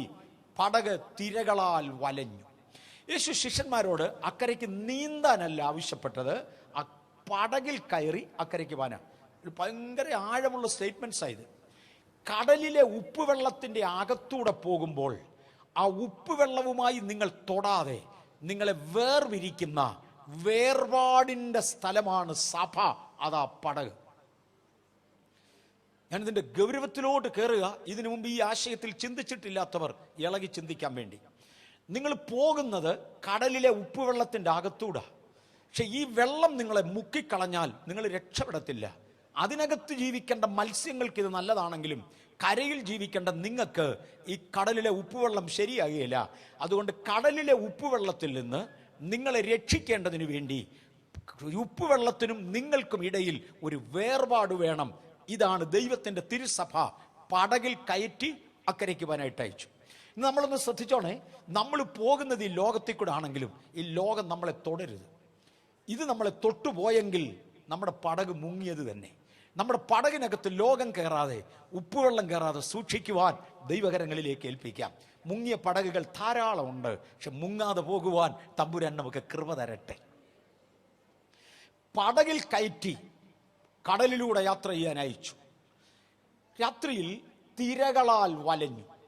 ഈ പടകിനെ വിടുകയില്ലെന്നും പറഞ്ഞാണ് കാറ്റ്, ഈ പടകിനെ വിടുകയില്ലെന്നും പറഞ്ഞാണ് തിരമാലകൾ. കടലിന് നേരെ കാറ്റടിച്ചാൽ കടലിലെ വെള്ളം ഇളകും, സാഹചര്യങ്ങൾ പ്രതികൂലമാകും, അനേക ഓളങ്ങൾ ഉയരും. ഈ ഓളങ്ങൾ ഉയർന്ന് മുകളിലേക്ക് തിരമാലകളായി ഉയർന്ന് അടർന്ന് പടകിൻ്റെ അകത്തോട്ടിഞ്ഞ് വീഴുക. തിരകളാൽ വലഞ്ഞു. ഏത് പടകിലും യാത്ര ചെയ്യുന്നവർ, കപ്പലല്ല ഇവിടെ എടുത്തിരിക്കുന്നത്, ഒരു പടകാണ് യേശു പറഞ്ഞത്. ഏത് പടകിലും യാത്ര ചെയ്യുന്നവർ അറിയാതെയോ അറിഞ്ഞോ ഇതിനകത്ത് കയറുന്ന വെള്ളത്തെ കോരി വെളിയിൽ കളയുവാൻ സാധാരണ ഒരു കോരി പാളയും കൂടെ കൊണ്ടുപോകാറുണ്ട് മലയാളത്തിൻ്റെ ശൈലിയിൽ. അല്ല, വെള്ളം കോരി വെളിയിൽ കളയുന്ന ഒരു പാത്രവും കൂടെ കൊണ്ടുപോകാറുണ്ട്. ഇവിടെ ഇരിക്കുന്ന വ്യക്തികൾ ശ്രദ്ധിച്ചോണേ, നമ്മുടെ ഒക്കെ ജീവിതത്തിൽ തിരമാലയകത്ത് കയറും. ലോകം, ജഡമോഹം, കൺമോഹം, ജീവനത്തിൻ്റെ പ്രതാപം എന്നിങ്ങനെ ഒരുപാടെണ്ണം ഈ കടലിൽ കിടക്കുന്ന, ഇത് നമുക്കുള്ളതല്ല, പടകിനകത്തേക്കുള്ളതല്ല. ഇത് ഈ കടലിലുള്ളതാ. ഇതിനകത്തൂടെ നമ്മുടെ പടക് പോകേണ്ടത്. പക്ഷെ പടകിനെ മുക്കേണ്ടതിനാണ് ഇത് വരുന്നത്. ഇത് വെളിയിൽ നിന്നും തിരമാലകളായി ഉയർന്ന് നിവൃത്തിയില്ലാത്ത ഇൻഫ്ലുവൻസുമായി അകത്തേക്ക് ചാടി വീഴും. കടലിലാണോ പടക്, അകത്തേക്ക് തിരമാല വീണിരിക്കും. പടകിൽ യാത്ര ചെയ്യുന്നവരുടെ എല്ലാം കയ്യിൽ വെള്ളം കോരി കളയാനുള്ള ഒരു പാത്രം കാണും. മലയാളക്കരയിൽ അതിനെ തേക്ക് പാള എന്നൊക്കെ വിളിക്കും. ഒരു പാള വെച്ചാൽ കോരിക്കളയുന്നത്. നല്ല കപ്പലുകൾക്കകത്ത് വരുന്ന വെള്ളം പമ്പ് ചെയ്ത് കളയാൻ ഒരു പമ്പ് വേണം. കടലിലൂടെ യാത്ര ചെയ്യുന്ന ഏതെങ്കിലും ഒരു വാഹനത്തിന് കടൽ വെള്ളം അകത്ത് കയറുമെന്ന് അറിയാവുന്നത് കൊണ്ട് അത് പുറത്താക്കുവാൻ ഒരു ഉപകരണം ഇല്ലാതില്ല. സഭ മറന്നു പോകരുത്. ജഡീകവും അശുദ്ധവുമായത് ലോകത്തിൻ്റെ നടപ്പ്, ലോകത്തിൻ്റെ മോഹം, ലോകത്തിൻ്റെ ഫാഷൻ, ലോകത്തിൻ്റെ ക്രിയകൾ അകത്ത് വന്നിരിക്കും. പക്ഷെ വരുമ്പോൾ അതിനെ എടുത്ത് പുറത്തു കളയുവാൻ നമ്മുടെ കയ്യിൽ ഉപകരണമില്ലെങ്കിൽ മറക്കരുത്, മുങ്ങിയിരിക്കും. അർദ്ധരാത്രിയിൽ പടക് തിരകളാൽ വലഞ്ഞു. ഞാൻ അർദ്ധരാത്രിയെ ഒന്ന് തൊടാൻ പോകുകയാണ്. കാറ്റും കോളുമുള്ള ഒരു അർദ്ധരാത്രി. രാത്രിയിൽ വാഴുവാൻ ഒരു ചന്ദ്രനെയാക്കി, പ്രകാശിക്കുവാൻ കുറെ നക്ഷത്രങ്ങളെയും ആക്കി. ചന്ദ്രൻ എന്നും ഒരുപോലല്ല. ഞാൻ ചന്ദ്രനിലോട്ടൊന്ന് മടങ്ങി വരട്ടെ. ചന്ദ്രൻ എന്നും ഒരുപോലല്ല. ഒരു ദിവസം മുഴുവനും കാണും, പിന്നെ ഒരു ദിവസം ഒട്ടും കാണുകയില്ല. ആത്മീക ശുശ്രൂഷ ഇതുപോലെ. ചില ദിവസം ഒരു പ്രവാചകനെ കാണാതെ ഇങ്ങോട്ട് വിളിച്ചു വരും, പിന്നൊരു ദിവസം പ്രവാചകനെ വിളിച്ചാൽ കിട്ടത്തുപോലുമില്ല, പുള്ളി എടുത്തന്നേ വരത്തില്ല. ചില ദിവസം വർഗീസ് ആരും വിളിക്കാതെ നിങ്ങളെ അങ്ങോട്ട് വന്ന് കണ്ടു ദൂത് പറയും, പിന്നൊരു ദിവസം പാസ്റ്ററെ ഒന്ന് പ്രാർത്ഥിക്കണേന്ന് പറഞ്ഞാൽ എന്നെ കിട്ടിയെന്നേ വരത്തില്ല, പ്രാർത്ഥിച്ചാൽ ഒരു ആലോചന കാണുന്നില്ല. ചന്ദ്രൻ ഒരു ദിവസം മുഴുപ്രകാശത്തോടെ വരും, പിറ്റേ ദിവസം ആ പുള്ളി അതുപോലെ കാണുകയില്ല. പരിശുദ്ധാത്മാവിൻ്റെ ക്രിയയുടെ സമയത്ത് എല്ലാ ദിവസവും ഒരുപോലെ ഇരിക്കുകയില്ല. ചില ദിവസം കൂടുതലായിരിക്കും, ചില ദിവസം കുറവായിരിക്കും. ചില ദിവസം ദൈവവചനം ശക്തമായി ഇടപെടും, പിന്നൊരു ദിവസം ദൈവവചനം കേട്ടിട്ടും അങ്ങോട്ട് മനസ്സിലാകാതെ വരും. ചന്ദ്രന്റെ പ്രത്യേകത ഇതാ. തട്ടിപ്രതിഫലിക്കുന്ന ചന്ദ്രനെ രാത്രിയിൽ വാഴാനാക്കി. ചിലപ്പോൾ ഒത്തിരി പ്രാർത്ഥിച്ചാലും മറുപടി ഇല്ല, ഒരു ഗൈഡൻസ് ഇല്ല, എന്നാ വേണമെന്ന് അറിയാൻ വയ്യ. അന്നേരത്തും കുറെ നക്ഷത്രങ്ങൾ കാണും. ഒന്ന് ആലോചിച്ചോ, കടലിലെ കാറ്റടിക്കുന്ന സമയത്ത് ഒരു നക്ഷത്രത്തെ കാണാമോ? ഒക്കത്തില്ല. മുഴുവനും കരിമേഘങ്ങൾ കൊണ്ട് മൂടും. അർദ്ധരാത്രിയിൽ കാറ്റടിക്കുന്നതിന്റെ പ്രത്യേകത, ശിഷ്യന്മാർക്ക് നേരെ കാറ്റടിച്ചതിന്റെ പ്രത്യേകത, ഒരു പ്രകാശവും കാണാനില്ലാത്ത ഒരു വല്ലാത്ത സാഹചര്യം. ഡയറക്ഷൻ ഏതെന്നറിയാതെ വരും. ധ്രുവനക്ഷത്രത്തെ നോക്കിയാണ് പലരും യാത്ര ചെയ്യുന്നത്. പക്ഷേ കാറും കോളും കൊണ്ട് ആകാശം മൂടിയാൽ ധ്രുവനക്ഷത്രത്തെ കാണാനില്ല. കിഴക്കേതാ, വടക്കേതാ, പടിഞ്ഞാറേതാ അറിയത്തില്ല. അക്കരയ്ക്ക് ഗന്നസരദേശത്തിന് പോകുവാൻ വിളിയുള്ളവർക്ക് എങ്ങോട്ട് പോകണമെന്നറിയാൻ വയ്യാതെ കറങ്ങുന്ന രംഗം. അർദ്ധരാത്രിയുടെ യാമം. വീടുകൾ കറങ്ങാറുണ്ട്. ഒരു പടകിനകത്ത് ശിഷ്യന്മാർ പോകുകയാണ്. ഇപ്പം 12 പേര് ഒരുമിച്ചല്ലേ തൊഴിയുന്നേ. ശകലം അങ്ങോട്ട് കഴിഞ്ഞപ്പം കാറ്റുകൊണ്ട് പടകൊന്ന് കറങ്ങിയെന്നിരിക്കട്ടെ. ഇപ്പൊ പത്രോസ് പറയും അങ്ങോട്ടാ ഗന്നസര ദേശം, യോഹന്നാൻ പറയും ഇങ്ങോട്ടാ ഗന്നസര ദേശം. പത്രോസ് തൊഴിയുന്ന ഗന്നസര ദേശം പോകാൻ അങ്ങോട്ടാ, യോഹന്നാൻ തൊഴിയുന്ന ഗന്നസര ദേശത്ത് പോകാൻ ഇങ്ങോട്ടാ. കാര്യം പടക് കറങ്ങിയതിനാൽ ഗതി ഏതെന്ന് ആർക്കും അറിയാതെ എല്ലാവരും നല്ലതിനാണ് തുഴയുന്നതെങ്കിലും പലരുടെയും ലക്ഷ്യം തെറ്റി. വീട്ടിൽ ഭർത്താവ് ഒരിടത്തോട്ട് തുഴയും, ഭാര്യ വേറൊരിടത്തോട്ട് തുഴയും, കുടുംബത്തിനകത്ത് പിള്ളേർ വേറെ ദിശകളിലേക്കാ. ചുരുക്കി പറഞ്ഞാൽ ഇത് കിടന്ന് കറങ്ങുകല്ലാതെ ഇതിനൊരു ലക്ഷ്യബോധം നഷ്ടപ്പെട്ടു. കർത്താവ് നമ്മളെ ഇറക്കിയത് ലക്ഷ്യബോധത്തിലേക്കാ. ലക്ഷ്യബോധം നഷ്ടപ്പെട്ടു പോകും. വ്യക്തികൾക്ക് ലക്ഷ്യബോധം നഷ്ടപ്പെട്ടു പോകും. കുടുംബങ്ങൾക്ക് ലക്ഷ്യബോധം നഷ്ടപ്പെട്ടു പോകും. സഭകൾക്ക് ലക്ഷ്യബോധം നഷ്ടപ്പെട്ടു പോകും. എന്താ സംഭവിച്ചത്? നാം അർദ്ധരാത്രിയുടെ യാമത്തിലായി. ജനം കറങ്ങുന്ന രംഗത്തായി. എല്ലാവരും ചെയ്യുന്ന നല്ല ഉദ്ദേശത്തിലാണ്. ഗന്നസരദേശം അവിടെ, ഗന്നസരദേശം ഇവിടെ. കാര്യം ഇത് കറങ്ങി ഇരുട്ട, ഒന്നും കാണത്തില്ല. ആകപ്പാടെ അവർ വലഞ്ഞു എന്നാ ബൈബിൾ പറയുന്നത്. തിരമാലകൾ അകത്തേക്ക് വീഴുന്നു, കാറ്റുകൊണ്ടിരിക്കാൻ പറ്റുന്നില്ല.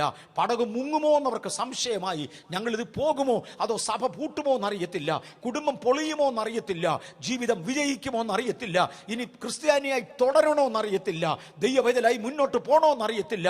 ആകപ്പാടെ കുഴയുന്ന ഒരർദ്ധരാത്രിയുടെ യാമം ആർക്കുമുണ്ട്. അതിനകത്ത് ഭയപ്പെടാനില്ല. ഇതിനപ്പുറത്ത് ഇതുകൊണ്ട് രാത്രി തീർന്നില്ല.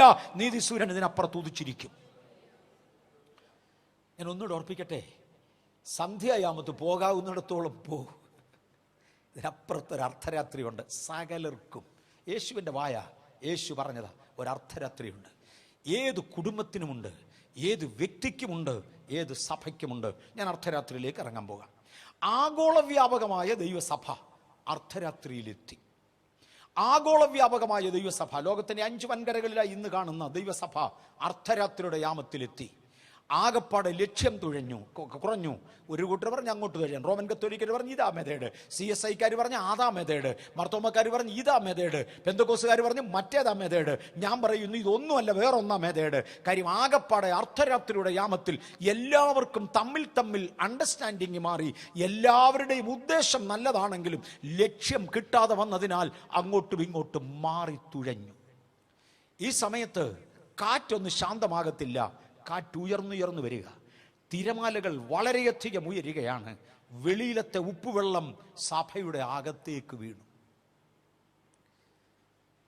കുസ്തന്തീനോസ് ചക്രവർത്തിയുടെ മതപരിവർത്തനം എന്നൊക്കെ നിങ്ങളിൽ ചിലർ കേട്ട് കാണാം. ഞാൻ ആ രംഗത്തോട്ട് വരാൻ പോവാ.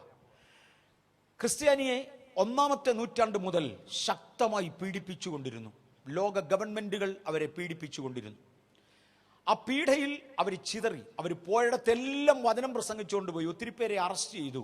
പലരും ജടയാടുകളുടെയും കോലാടുകളുടെയും തോല് ധരിച്ചു. നമുക്കിന്ന് പലപ്പോഴും വലിയ പ്രയാസമാണ്. ഞാൻ പലപ്പോഴും പറയാറുണ്ട്, മറ്റേ പുള്ളി എന്നെ കണ്ടിട്ട് ചിരിച്ചില്ലെന്നൊക്കെയാ പലരുടെയും കഷ്ടത. അതാണ് പലരുടെയും കഷ്ടത വിശദീകരിക്കുന്നത്. ഇന്നാരെന്നെ കണ്ടിട്ട് ചിരിച്ചില്ല, മറ്റൊരെന്നെ കണ്ടിട്ട് റെസ്പെക്ട് ചെയ്തിട്ടില്ല, എന്നെ കണ്ടിട്ട് വെറും കേവലമായി കണ്ടു. ഇതൊക്കെയാണ് പലരുടെയും കഷ്ടപ്പാട്. അതിൽ കൂടുതൽ കഷ്ടപ്പാടാർക്കാ? പക്ഷെ ക്രിസ്ത്യാനി എന്ന് സഹിച്ചിരുന്ന കഷ്ടപ്പാട് ഇതിൻ്റെയൊക്കെ അപ്പുറത്താ. ഒരുത്തൻ ക്രിസ്ത്യാനിയായെന്ന് അറിഞ്ഞാൽ ഒരാടിനെ കൊന്ന് അതിൻ്റെ തോല് കൊണ്ടുവന്ന് ഇവൻ്റെ കൈയും കാലും പുറത്തിട്ടേച്ച് ഈ ശരീരം മുഴുവനും തോല് കൊണ്ടങ്ങ് തുന്നിക്കെട്ടും. എന്നിട്ട് ഈ തോലോടുകൂടെ കൈയും കാലും കെട്ടി ഇവനെ എടുത്ത് വെയിലത്തോട്ടിടും. വെയിൽ കൊണ്ട് ഈ തോല് ചുരുങ്ങുന്നതിനൊപ്പം ഇവൻ്റെ അസ്ഥികൾ ഒടിഞ്ഞ് ആഴ്ചകൾ കൊണ്ട് ഈ മനുഷ്യൻ മരിക്കും. അസ്ഥികൾ തോല് ചുരുങ്ങുന്നതിനൊത്തവണ്ണം ശരീരത്തിന് ചുരുങ്ങാനൊക്കത്തില്ല. മാംസം കുറേയൊക്കെ ചുരുങ്ങും, ശ്വാസം മുട്ടിത്തുടങ്ങും, അസ്ഥികൾ ഒടിയും, അവിടെ നീര് വെച്ച് വീർക്കും. അങ്ങനെ തോൽ ഉണങ്ങുന്നതിനൊത്തവണ്ണം ഒടിഞ്ഞ് ചത്ത ഒരുപാട് ധീരവിശ്വാസികൾ നമ്മുടെ മുമ്പേ പോയിട്ടുണ്ട്. പലരെയും വാളുകൊണ്ട് വെട്ടിക്കൊന്നു, ചിലരെ ഈർച്ചവാളുകൊണ്ട് അറത്തു. എന്ന് പറഞ്ഞാൽ ഒരു തടിയുടെ കഷണത്തോട് ആളിനെ ചേർത്ത് വെച്ച് കെട്ടി കാലറ്റം മുതൽ വാളുകൊണ്ട് അറുത്തു. യേശുവിനെ വേണമെന്ന് പറ, ഇന്നവനെ അറുത്തുകൊണ്ടിരിക്കും. മില്ലിമീറ്റർ ബൈ മില്ലിമീറ്റർ തടി അറന്ന് തീരുന്നതിനൊത്തവണ്ണം ശരീരവും അറുത്തുകൊണ്ട് അവർ മരിച്ചു. അനേകർ ജടയാടുകളുടെയും കോലാടുകളുടെയും തോല് ധരിച്ചു. അനേകർ ദീപസ്തംഭങ്ങളായി എരിഞ്ഞടങ്ങി. ഈ ആരംഭകാലങ്ങളിൽ നടന്നിരുന്ന വലിയ ഗെയിംസിലും സ്പോർട്സിലുമൊക്കെ റോമിലെ ചക്രവർത്തി നാടകം കാണാൻ വന്നിരിക്കുമ്പോൾ, ഇതിൻ്റെയൊക്കെ ഉദ്ഘാടനത്തിനും അവസാനത്തിനുമൊക്കെയായി റോമിലെ ചക്രവർത്തി നാടകം കാണാൻ വന്നിരിക്കുമ്പോൾ ഒരു ക്രിസ്ത്യാനിയെ കൊണ്ടുവന്ന് പൊതുവിനോദം നടക്കുന്ന സ്റ്റേഡിയത്തിൻ്റെ അരികിലുള്ള ഒരു തൂണിൽ പിടിച്ചു കെട്ടി അദ്ദേഹത്തിൻ്റെ ചുറ്റും തുണി ചുറ്റി മുകളിൽ എണ്ണ ഒഴിച്ച് മണ്ടയ്ക്ക് തീ കത്തിച്ച് ക്രിസ്ത്യാനി കത്തിത്തീരുന്ന വെളിച്ചത്തിൽ ഇരുന്നു കൊണ്ട് നാടകം കണ്ട ചരിത്രം കുറവല്ല. വിശുദ്ധ പൗലോസ് പറഞ്ഞു, ഞാനും മൃഗയുദ്ധം ചെയ്തതാ, നിന്റെ ദൈവം നിന്നെ സഹായിക്കുമെന്ന് പറയുമ്പോൾ കാണട്ടെന്നും പറഞ്ഞ് വിശന്ന് കിടക്കുന്ന വന്യമൃഗങ്ങളുടെ കൂടഴിച്ച് അതിനെ പൊതുസ്ഥലത്തേക്ക് ഇറക്കി പൊതുജനത്തിന്റെ മുമ്പിൽ വെച്ച് മൃഗത്തോട് യുദ്ധം ചെയ്ത് ജയിച്ചോളാൻ പറഞ്ഞ് ക്രിസ്ത്യാനിയെ ഇട്ടുകൊടുത്തു. അതിനെ തിന്നു. മിച്ചം വന്നവരാണ് ക്രിസ്തുമതം പ്രസംഗിച്ചുകൊണ്ട് നടന്നത്. അനേകർ പാടുകൾ സഹിച്ചു. 1-ാം നൂറ്റാണ്ടിലെ സുവിശേഷീകരണം അതായിരുന്നു. അങ്ങനെ പോകുമ്പോഴാണ് 3-ാമത്തെ നൂറ്റാണ്ടിൽ കുസ്തന്തീനോസ് എന്ന് പറയുന്ന ഒരു ചക്രവർത്തിക്ക് മതപരിവർത്തനം ഉണ്ടാകുന്നത്. ഒന്ന് ഗൗരവമായി ശ്രദ്ധിച്ചോണം. ലോകത്തിന്റെ വെളിയിൽ ലോകത്തിലുണ്ടായിരുന്ന ഉപ്പുവെള്ളം എങ്ങനെ തെറിച്ച് പടകിന്റെ അകത്ത് വന്നു എന്ന് ക്രിസ്തീയ സഭാചരിത്രത്തിലൂടെ ഞാൻ വരികയാണ്. കുസ്തന്തീനോസ് ക്രിസ്ത്യാനിയെ പീഡിപ്പിച്ചിരുന്ന രാജാവ്, ക്രിസ്ത്യാനികളെ കൊന്നൊടുക്കിയിരുന്ന രാജാവ്. ഈർച്ചവാളുകൊണ്ടും വെട്ടിക്കൊല്ലുന്ന വാളുകൊണ്ടും സകല മെതേഡിലും ക്രിസ്ത്യാനിയെ നശിപ്പിച്ചുകൊണ്ടിരുന്ന മനുഷ്യനാ. എണ്ണയ്ക്കകത്തിട്ട് പൊരിച്ചു വന്നവർ ഒത്തിരി പേരാ. ഇങ്ങനെ നശിപ്പിച്ചുകൊണ്ടിരുന്നു, തീയിലിട്ട് ചുട്ടു. ഓക്കെ, കുസ്തന്തീനോസ് ഒരു യുദ്ധത്തിൽ തോറ്റുപോയി. തൻ്റെ സൈന്യം മുഴുവനും ചെതറിപ്പോയി. അത് ക്രിസ്ത്യാനിയുമായിട്ടൊന്നും അല്ല, ക്രിസ്ത്യാനിയുമായിട്ടുള്ള തൻ്റെ യുദ്ധത്തിൽ താൻ ജയിച്ചു നിൽക്കുക. തൻ്റെ സൈന്യം മുഴുവനും ചെതറിപ്പോയി. അങ്ങനെ താനും ശേഷിച്ച കുറച്ചാളുകളുമായി ഒരു വനപ്രദേശത്ത് ഒരു രാത്രിയിൽ നിരാശയോടെ കിടന്ന് ഒന്ന് മയങ്ങുമ്പോൾ താൻ ഒരു പേക്കിനാവ് കണ്ടു. ആ കിനാവിൽ ആരോ കുറെ ഭടന്മാർ ഓരോ മരത്തിൻ്റെ കൊമ്പുകൾ അവരുടെ തോളത്തെടുത്തുകൊണ്ട് അവരുടെ കയ്യിൽ ഒരു ചുമന്ന കുരിശ് രൂപം വരച്ചു വെച്ച്, അല്ലെങ്കിൽ യൂണിഫോമിൽ കുരിശിൻ്റെ റെഡ് ക്രോസ് വരച്ചു വെച്ച ഒരു വിഭാഗം സൈന്യങ്ങളിൽ നിന്ന് യുദ്ധം ചെയ്യുന്നതായും അദ്ദേഹം ജയിക്കുന്നതായും അദ്ദേഹം കണ്ടു. താൻ സ്പേക്കിനാവ് കണ്ട് ഉണർന്ന ശേഷം ഓർത്തു, ഞാൻ ക്രിസ്ത്യാനിയെ പീഡിപ്പിച്ചത് കൊണ്ടായിരിക്കാം, ഒരുപക്ഷെ ക്രിസ്ത്യാനിയുടെ ദൈവമായിരിക്കാം എനിക്ക് തോൽവി തന്നത്, അല്ലെങ്കിൽ ഞാൻ തോക്കേണ്ടതല്ല, ജയിക്കേണ്ട സ്ഥാനത്ത് ഞാൻ തോറ്റുപോയി. അങ്ങനെയാണെങ്കിൽ ഞാൻ ഒന്നുകൂടെ യുദ്ധം ചെയ്യാൻ പോവാം. ഉള്ള പട്ടാളക്കാരെ മാത്രം എടുത്ത് അവരുടെ കയ്യിൽ അവരുടെ അടയാളമായി തോളത്ത് ഒരു കമ്പ് കൊടുത്ത്, ഒരു മരക്കമ്പ് കൊടുത്ത്, അവരുടെ യൂണിഫോമിൽ ചുമന്ന കുരിശിൻ്റെ രൂപവും അണിയിച്ച് ഞാൻ അവരെ യുദ്ധത്തിന് വേണ്ടി ഒന്നുകൂടെ വിടാൻ പോകാം. ജയിച്ചാൽ ഇത് ക്രിസ്ത്യാനിയുടെ ദൈവം ക്രിസ്തു എന്നെ തോൽപ്പിച്ചതാണ്, ശിക്ഷിച്ചതാണെന്നും, ഇനിയും ഞാൻ തോക്കുകയാണെങ്കിൽ തോറ്റു, ദാറ്റ്സ് ഇറ്റ്, ഞാൻ തീർന്നു എന്നും തീരുമാനിക്കും. അങ്ങനെ അദ്ദേഹം തൻ്റെ സൈന്യത്തിൽ ശേഷിച്ചിരിക്കുന്നവർക്ക് യൂണിഫോം മാറ്റി അവരെ കാമഫ്ലാജ് ചെയ്യാൻ വേണ്ടി അവർക്ക് ഒരു തോളത്ത് ഒരു മരക്കമ്പും വെച്ചു കൊടുത്തു. ഒരു മരത്തിൻ്റെ ഇലയുള്ള കമ്പ് അതും അവരുടെ തോളത്ത് വെച്ചു.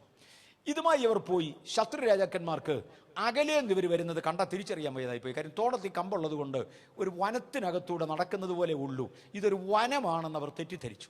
ഇവരടുത്ത് എന്ന ശേഷമാണ് ശത്രുവിന് മനസ്സിലായത്, എടാ ഈ വരുന്നത് സൈന്യമാണെന്ന്. അതുവരെ അവർ മറയപ്പെട്ടു. രണ്ടായാലും ആ യുദ്ധത്തിൽ കുസ്തന്തീനോസ് തിരിച്ച് ജയിച്ചു, തൻ്റെ രാജ്യം തിരിച്ചു പിടിച്ചു. താൻ പറഞ്ഞു, എങ്കിൽ ഇത് യേശുവാണ് എന്നെ തോൽപ്പിച്ചത്, ക്രിസ്തുവാണ് എന്നെ തോൽപ്പിച്ചത്. അതുകൊണ്ട് ഇന്നു മുതൽ ഞാൻ നശിപ്പിച്ച ക്രിസ്ത്യാനിയെ ഞാൻ അംഗീകരിക്കാൻ പോകുകയാണ്. എന്നിട്ട് അദ്ദേഹം സ്വയം ഡിക്ലെയർ ചെയ്തു, ഇന്നു മുതൽ കുസ്തന്തീനോസ് ചക്രവർത്തി ക്രിസ്ത്യാനിയായിരിക്കുന്നു, ക്രിസ്തുമതം എൻ്റെ രാജ്യത്തെ ഔദ്യോഗിക മതമാണ്. ക്രിസ്ത്യാനിക്ക് നഷ്ടപ്പെട്ട സകലതും തിരിച്ചു കിട്ടി, രാജകീയമായ പ്രൗഢികൾ തിരിച്ചു കിട്ടി. കുസ്തന്തീനോസ് മാനസാന്തരപ്പെട്ടതല്ല, യുദ്ധം ജയിക്കാൻ വേണ്ടി ക്രിസ്ത്യാനിയായതാണ്. ഇങ്ങനൊരുത്തനകത്ത് വന്നു പോയെങ്കിൽ തീർന്നു. ഞാൻ പലപ്പോഴും പറയാറുണ്ട്, കല്യാണത്തിന് വേണ്ടി സ്നാനപ്പെടുന്നവർ, പേർഷ്യയ്ക്കുവാൻ സ്നാനപ്പെടുന്നവർ, രോഗം സൗഖ്യമാകാൻ സ്നാനപ്പെടുന്നവർ ഒക്കെ ഒത്തിരി ഉണ്ട്. സ്നാനപ്പെട്ടാൽ ഇന്ന രോഗം മാറുമെന്ന് ആരാണ്ട് പറഞ്ഞു, ഞാൻ പോയി മുങ്ങിയേക്കാം. അപ്പ പണ്ടൊരു കള്ളനോട് വേദപുസ്തകം എടുത്ത് സത്യം ചെയ്യാമോ എന്ന് ചോദിച്ചത് കേട്ടിട്ടുണ്ടോ? കള്ളൻ്റെ പേര് എനിക്കറിയാം, ഞാൻ പേര് പറയുന്നില്ല. ആ പേരിൽ മാന്യന്മാർ ഇതിനകത്ത് കണ്ടേക്കാം, അതുകൊണ്ടാണ് ഞാൻ പറഞ്ഞു. കള്ളൻ്റെ പേര് ഞാൻ പറയുന്നില്ല. ആ പുള്ളി ഒരിക്കലും ഒരു രാത്രിയിൽ ഒരു വീട്ടിൽ കയറി ഒത്തിരി മോഷ്ടിച്ചു. നാട്ടുകാരെല്ലാം കൂടി എടുത്തിട്ട് അടിച്ചു.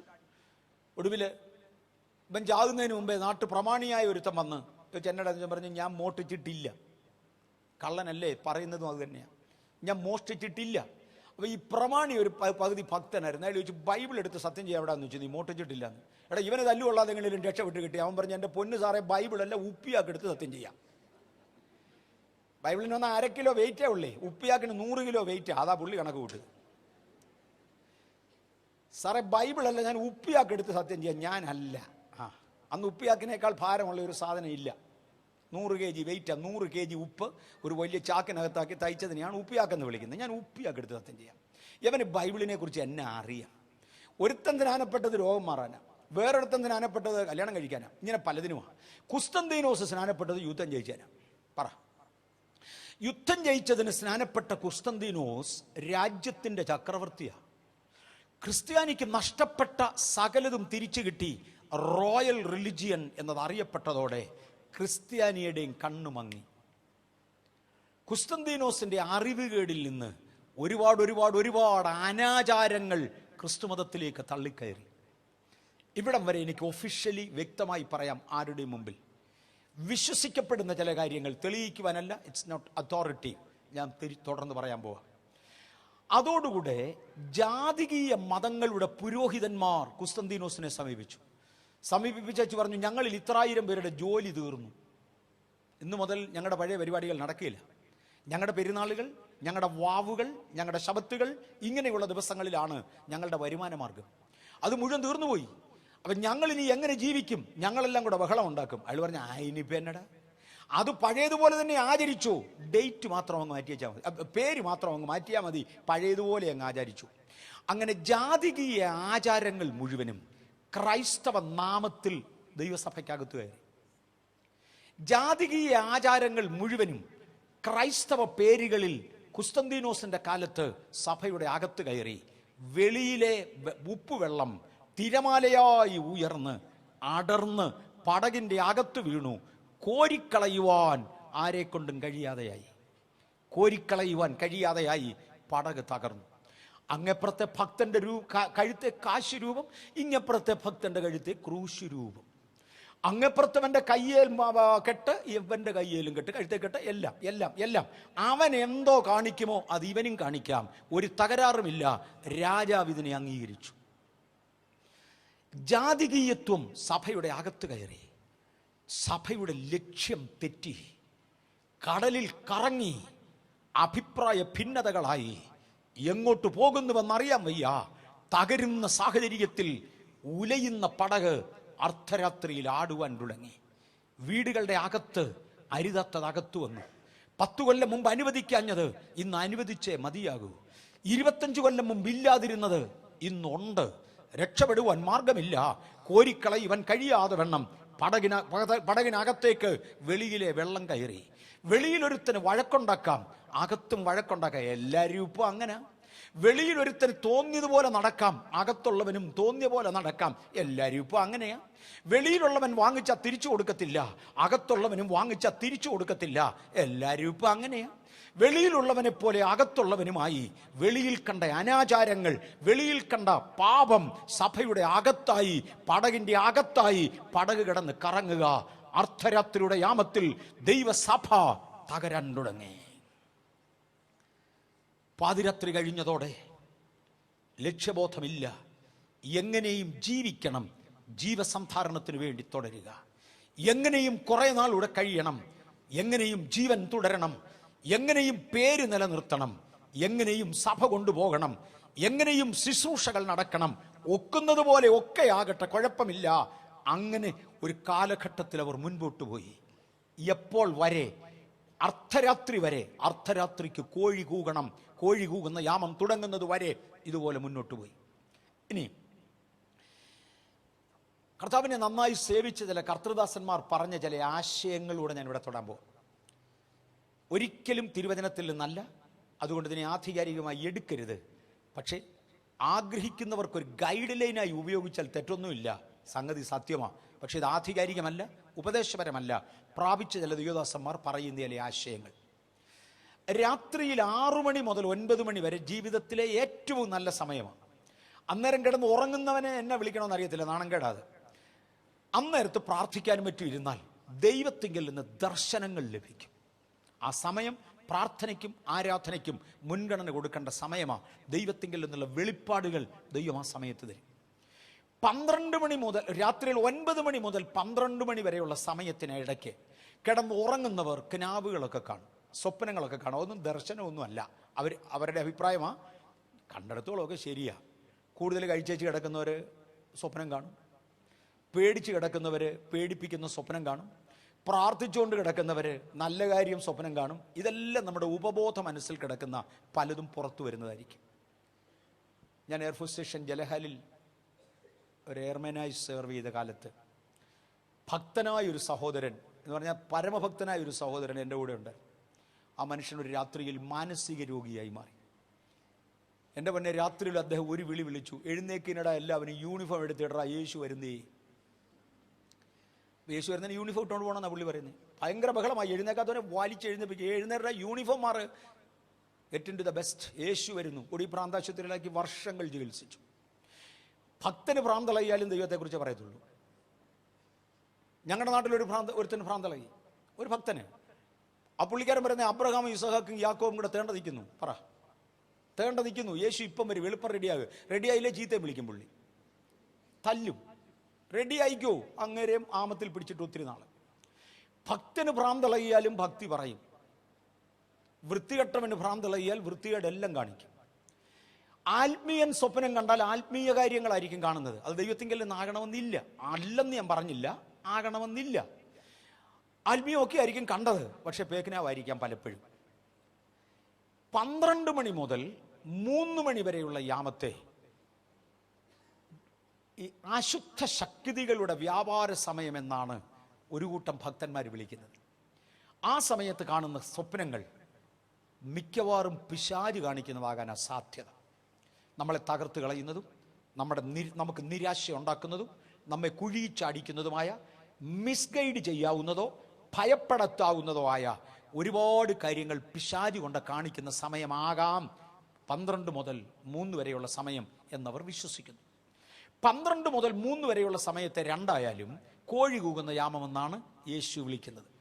ഈ കോഴി കൂകുന്ന യാമം 12 മണിക്ക് പാതിര കോഴി തെറ്റാതെ കൂകിയിരിക്കും. ആഗോളവ്യാപകമായ ദൈവസഭയിൽ കോഴി കൂകുന്ന യാമത്തിന് തുടക്കം കുറിച്ചുകൊണ്ട് ജോൺ വൈക്ലിഫ് എന്ന റോമൻ കത്തോലിക്ക പുരോഹിതനെയാണ് ദൈവം ഉയർത്തിയതായി ചരിത്രത്തിൽ കാണുന്നത്. ഞാൻ ഇനിയും പറയാൻ പോകുന്ന കാര്യങ്ങൾ ചരിത്രത്തിൽ നിന്ന് എടുത്തിട്ടുള്ളതാണ്. ചരിത്രകാരന്മാർ ചെറിയ സംഭവങ്ങളിൽ ചിലത് കണ്ടു കാണത്തില്ല. ജോൺ വൈക്ലിഫിനെ കുറിച്ച് ഞാൻ പറഞ്ഞതുകൊണ്ട് അദ്ദേഹം മാത്രമേ ഉള്ളായിരുന്ന കാലത്തെന്ന് ആരും തെറ്റിദ്ധരിക്കരുത്. നോ, നമ്മളാരും അറിയാത്ത പലരെയും ദൈവം ഉപയോഗിച്ചുകൊണ്ടിരിക്കും. ഒരു വലിയ ശുശ്രൂഷകൻ ഒരു സ്ഥലത്തുള്ളത് കൊണ്ട് ആ ഒറ്റയാളിനെ ശുശ്രൂഷയുള്ളെന്നാരും തെറ്റിദ്ധരിക്കരുത്. ദൈവം ഉപയോഗിക്കുന്ന പലരും ഇടയ്ക്ക് കാണും. നോട്ട് ചെയ്യപ്പെട്ട വ്യക്തിയുടെ പേര് പുറത്തു വരുന്നു എന്ന് മാത്രമേ ഉള്ളൂ, അല്ലാത്ത അനേകർ കണ്ടെന്ന് വരാം. ഇതിനകത്തൊക്കെ അനേക ശക്തമായി ദൈവം ഉപയോഗിക്കുന്നവർ കണ്ടെന്ന് വരാം. നിങ്ങളുടെ ആരുടെയും പേര് പുറത്തു വരത്തില്ല. ബില്ലി ഗ്രഹാമിൻ്റെ പേരായിരിക്കും ആളുകൾ കേൾക്കുന്നത്. നമ്മുടെ പലരുടെയും പേര് ആരും അറിഞ്ഞെന്ന് വരത്തില്ല. വേറൊരു വലിയ ശക്തനെ ആയിരിക്കും പേരിൽ അറിയപ്പെടുന്നത്. ഇങ്ങനെ അറിയപ്പെട്ടിരുന്ന ആദ്യത്തെ വ്യക്തിയായി ജോൺ വൈക്ലിഫിനെയാണ് കാണുന്നത്. ജോൺ വൈക്ലിഫ് അർദ്ധരാത്രിക്ക് 9 മുതൽ 12 മണി വരെയുള്ളതായ സമയത്ത് 1425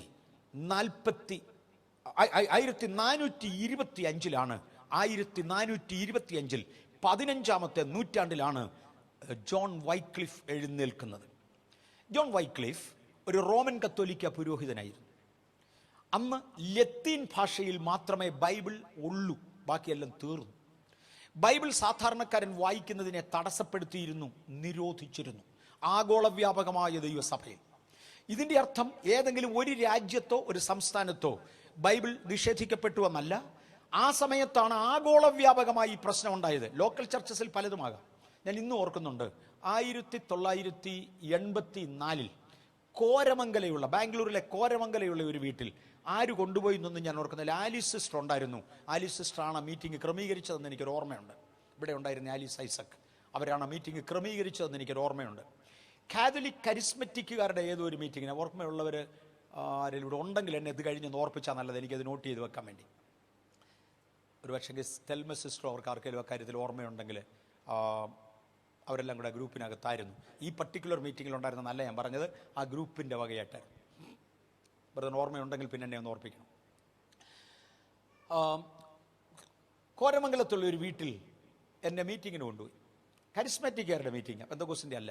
ഞാൻ അതിനകത്ത് ദൈവവചനം ശുശ്രൂഷിച്ചു. ദൈവവചനം ശുശ്രൂഷിച്ച് അവിടുന്ന് ഇറങ്ങുന്നതിന് മുമ്പേ എന്നോട് വീട്ടുകാരൻ പറഞ്ഞു ഭക്ഷണം കഴിച്ചാൽ പോകാമെന്ന് പറഞ്ഞു. ഞാൻ പറഞ്ഞു കഴിക്കുന്നില്ല, ഫാസ്റ്റിംഗ്, അതുകൊണ്ട് ഞാൻ കഴിക്കുന്നില്ല. ഫൈൻ. ഞാൻ ഇനി ഇറങ്ങുമ്പോൾ ഒരു ചെറുപ്പക്കാരി, ഒരു പെങ്കൊച്ച് ഓടി വന്ന്, ചെറുപ്പക്കാരി ഒരു കൊച്ചു, ഒരു 10 വയസ്സിന് അടുത്തുള്ള ഒരു പെൺകുട്ടി ഓടി വന്നേച്ച് പറഞ്ഞു, വല്യപ്പച്ചന് കാണണമെന്ന് പറഞ്ഞു, ഉപദേശിയെ പോവല്ലെന്ന് പറഞ്ഞു. വല്യപ്പച്ചൻ ഏതാണെന്ന് അറിയത്തില്ല. എനിവേ ഞാൻ നിന്നു. അതിനെ തുടർന്ന് ആ പെൺകുട്ടിയുടെ അപ്പൻ ഇറങ്ങി വന്നേച്ച് പറഞ്ഞു, എൻ്റെ പിതാവ് പ്രായാധിക്യത്തിലായി വീട്ടിൽ കിടപ്പുണ്ട്, അകത്തെ റൂമിൽ കിടപ്പുണ്ട്, സാറിനെ ഒന്ന് കാണണമെന്ന് ഭയങ്കര നിർബന്ധം വരുന്നു, സാർ പോകരുത്, എൻ്റെ ഫാദറിനെ ഒന്ന് കണ്ടേ പോകാം. അയ്യോ അങ്ങനാട്ടെ. ഞാൻ മുറിക്കകത്ത് ചെന്നപ്പോഴേ അന്ന് 94 വയസ്സ് പ്രായമുള്ള, 83-ലെ ചരിത്രമാണ്, അന്ന് 94 വയസ്സ് പ്രായമുള്ള ഒരു അപ്പച്ചൻ ഒട്ടും കണ്ണ് കാണാൻ വയ്യാതെ അകത്ത് കിടപ്പുണ്ട്.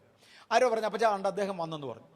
അപ്പച്ചൻ ഉടനെ എന്നോട് പറഞ്ഞു, ഇങ്ങോട്ട് അടുത്ത് വന്നേ കുഞ്ഞെന്ന് പറഞ്ഞു. ഞാൻ അടുത്ത് ചെന്നു. അദ്ദേഹം എൻ്റെ കയ്യെ പിടിച്ചു, കൈ പൊക്കി ഞാൻ ഷെയ്ക്കാൻ്റെ കൊടുത്തു. എന്നോട് പറഞ്ഞു, കട്ടിലേലോട്ടൊന്ന് ഇരുന്നേ, ഞാൻ നിന്നെ ഒന്ന് കാണട്ടെന്ന് പറഞ്ഞു. ഞാൻ ആ കട്ടിലിരുന്നു. അപ്പച്ചൻ എന്നെ തപ്പി നോക്കി കണ്ടു, കണ്ണുകൊണ്ട് കാണത്തില്ലായിരുന്നു, എന്നെ ഒന്ന് ഫീൽ ചെയ്തു. എന്നിട്ട് പറഞ്ഞു, കുഞ്ഞേ, ഇന്നത്തെ പ്രസംഗം ഒരുപാട് വർഷങ്ങൾക്ക് ശേഷം എനിക്ക് ഒരുപാട് അനുഗ്രഹം തന്നു. ഞാനൊരു ചരിത്രം തൊടുകയാണ്. 16-ാം നൂറ്റാണ്ട് വരെ വേദപുസ്തകം നിഷേധിക്കപ്പെട്ടിരുന്നു. അന്ന് വേദപുസ്തകം ഏറെക്കുറെ കിട്ടാനില്ലാത്ത സാഹചര്യം ലത്തീൻ ഭാഷ മാത്രമേ ഉള്ളായിരുന്നു എന്ന് ഞാൻ പറഞ്ഞു. ഇത് ആഗോള വ്യാപകമായ ദൈവസഭയുടെ ചരിത്രമാണെന്നും ലോക്കൽ ഏരിയകളിൽ വ്യത്യാസം ഉണ്ടായിരിക്കാം എന്നുമുള്ളതിൻ്റെ തെളിവായിട്ടാണ് ഞാൻ ഈ ചരിത്രത്തിലോട്ട് ഇറങ്ങുന്നത്. കോരമംഗലിലെ അപ്പച്ചൻ എന്നെ ആകെപ്പാടെ തപ്പി നോക്കിയേച്ച് അദ്ദേഹത്തിൻ്റെ കണ്ണൊക്കെ നിറഞ്ഞു, പുള്ളി കണ്ണ് തുടച്ചു, ഇമോഷണലായി. എന്നിട്ട് അദ്ദേഹം എന്നോട് പറഞ്ഞു, കുഞ്ഞെ, വർഷങ്ങൾക്ക് മുമ്പേ ഞാൻ ബൈബിൾ ശരിക്ക് വായിക്കുമായിരുന്നു. അത് വായിക്കുമ്പോൾ എനിക്ക് രോമാഹർഷം ഉണ്ടാകും, എൻ്റെ ശരീരം മുഴുവൻ രോമാഞ്ചം കൊള്ളും, എനിക്കങ്ങ് സന്തോഷമായി. ഇപ്പം എൻ്റെ കണ്ണ് കാണാൻ വയ്യാതായിട്ട് കുറേ നാളായിട്ട് ഒന്നും കാണത്തില്ല, 100% ബ്ലൈൻഡ് ആയിപ്പോയി. എന്നാൽ കണ്ണ് കാണാവുന്ന കാലത്ത് ഞാൻ ബൈബിൾ വായിച്ചിരുന്നു. അന്ന് എനിക്കുണ്ടായിരുന്ന അതേ സന്തോഷം ഇന്ന് നിന്റെ പ്രസംഗം കേട്ടപ്പോൾ എനിക്കുണ്ടായി. ഈ നീണ്ട വർഷങ്ങളിൽ ഇത് ഇല്ലായിരുന്നു. അതുകൊണ്ടാണ് നിന്നെ കണ്ടേ വിടുമെന്ന് ഞാൻ തീരുമാനിച്ചത്. ഇങ്ങനെ കൈകൊണ്ട് എന്നെ കാണുകയും ചെയ്തത്. അപ്പം ഞാൻ ചോദിച്ചു, അപ്പച്ചാ, ആ ബൈബിൾ വായിച്ചതിനകത്തുനിന്ന് അപ്പച്ചൻ എന്തെങ്കിലും പ്രയോജനം ഉണ്ടായോ? എന്നോട് പറഞ്ഞു, മോനെ, അതൊരു ചരിത്രമാണ്, കേട്ടു, നിങ്ങൾ വന്ന് കേട്ടു.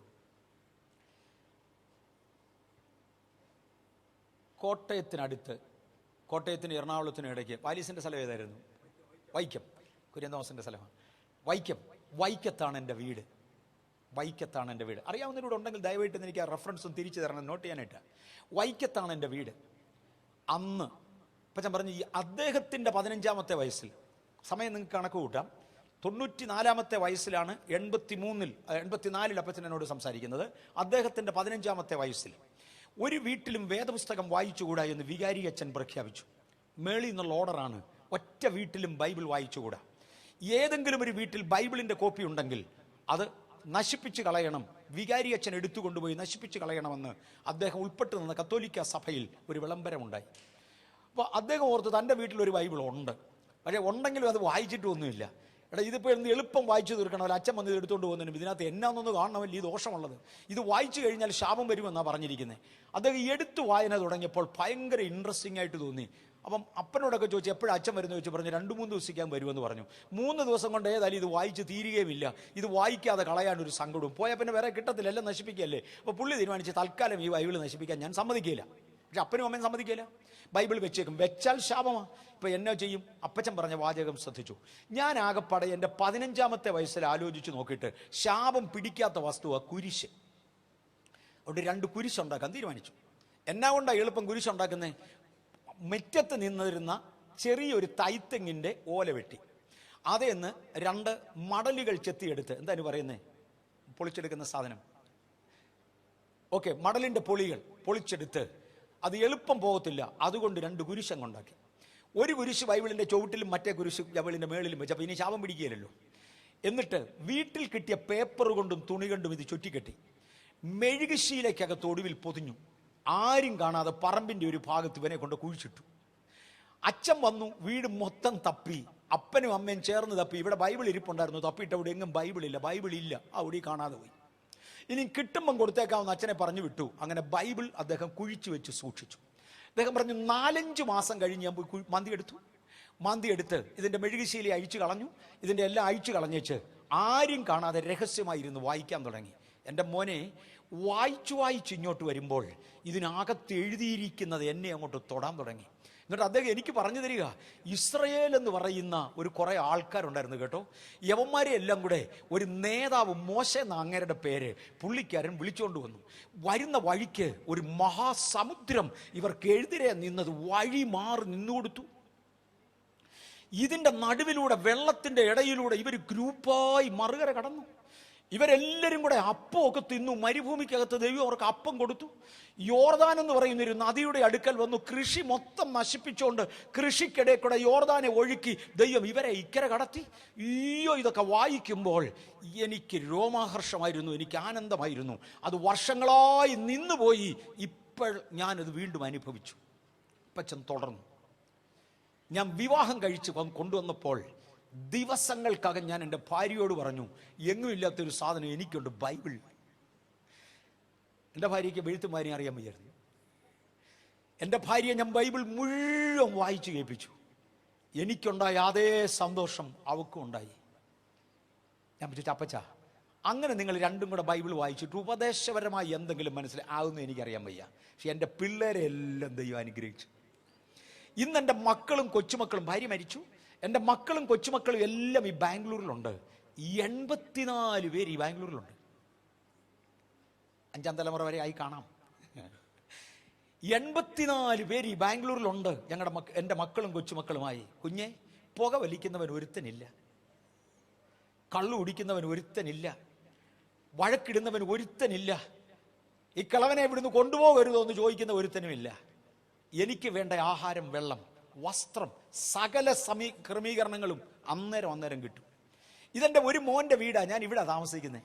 എന്നെ ഓരോ വീട്ടിലേക്ക് കൊണ്ടുപോകാൻ ഇവരെല്ലാം പിടിക്കുന്നുണ്ട്.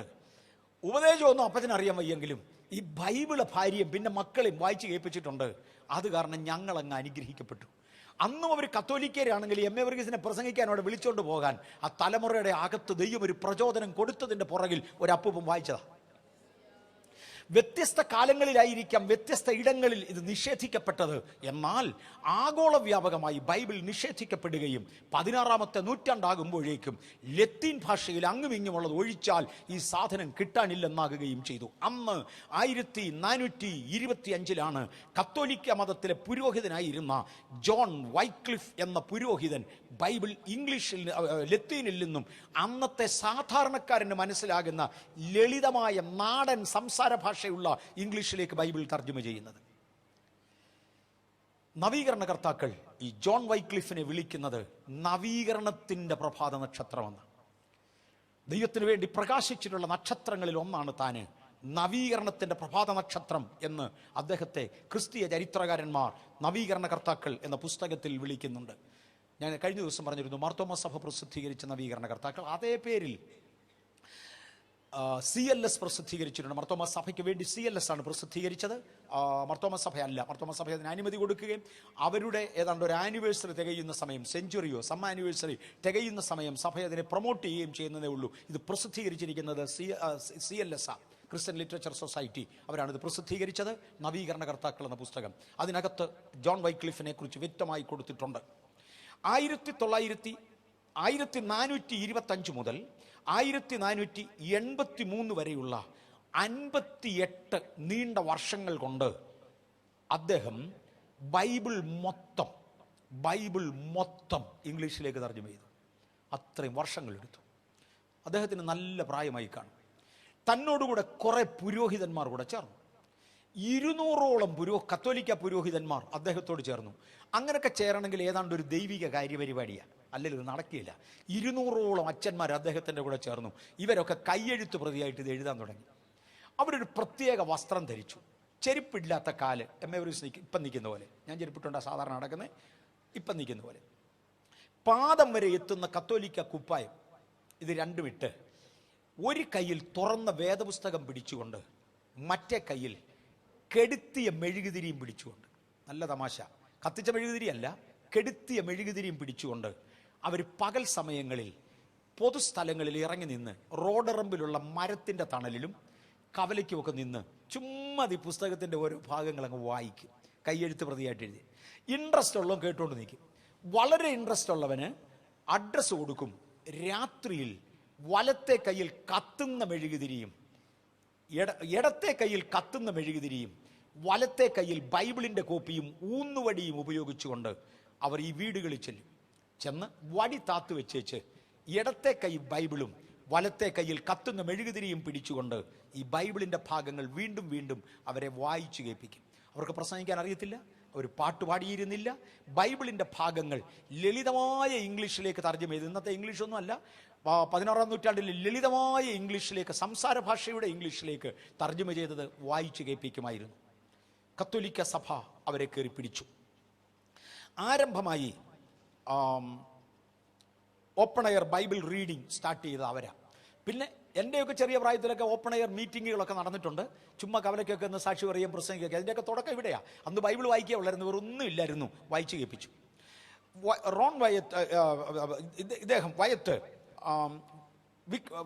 ജോൺ വൈക്ലിഫ് ഏതാണ്ട് 350ഓളം കോപ്പികൾ ബൈബിളിൻ്റെ എഴുതിയുണ്ടാക്കി.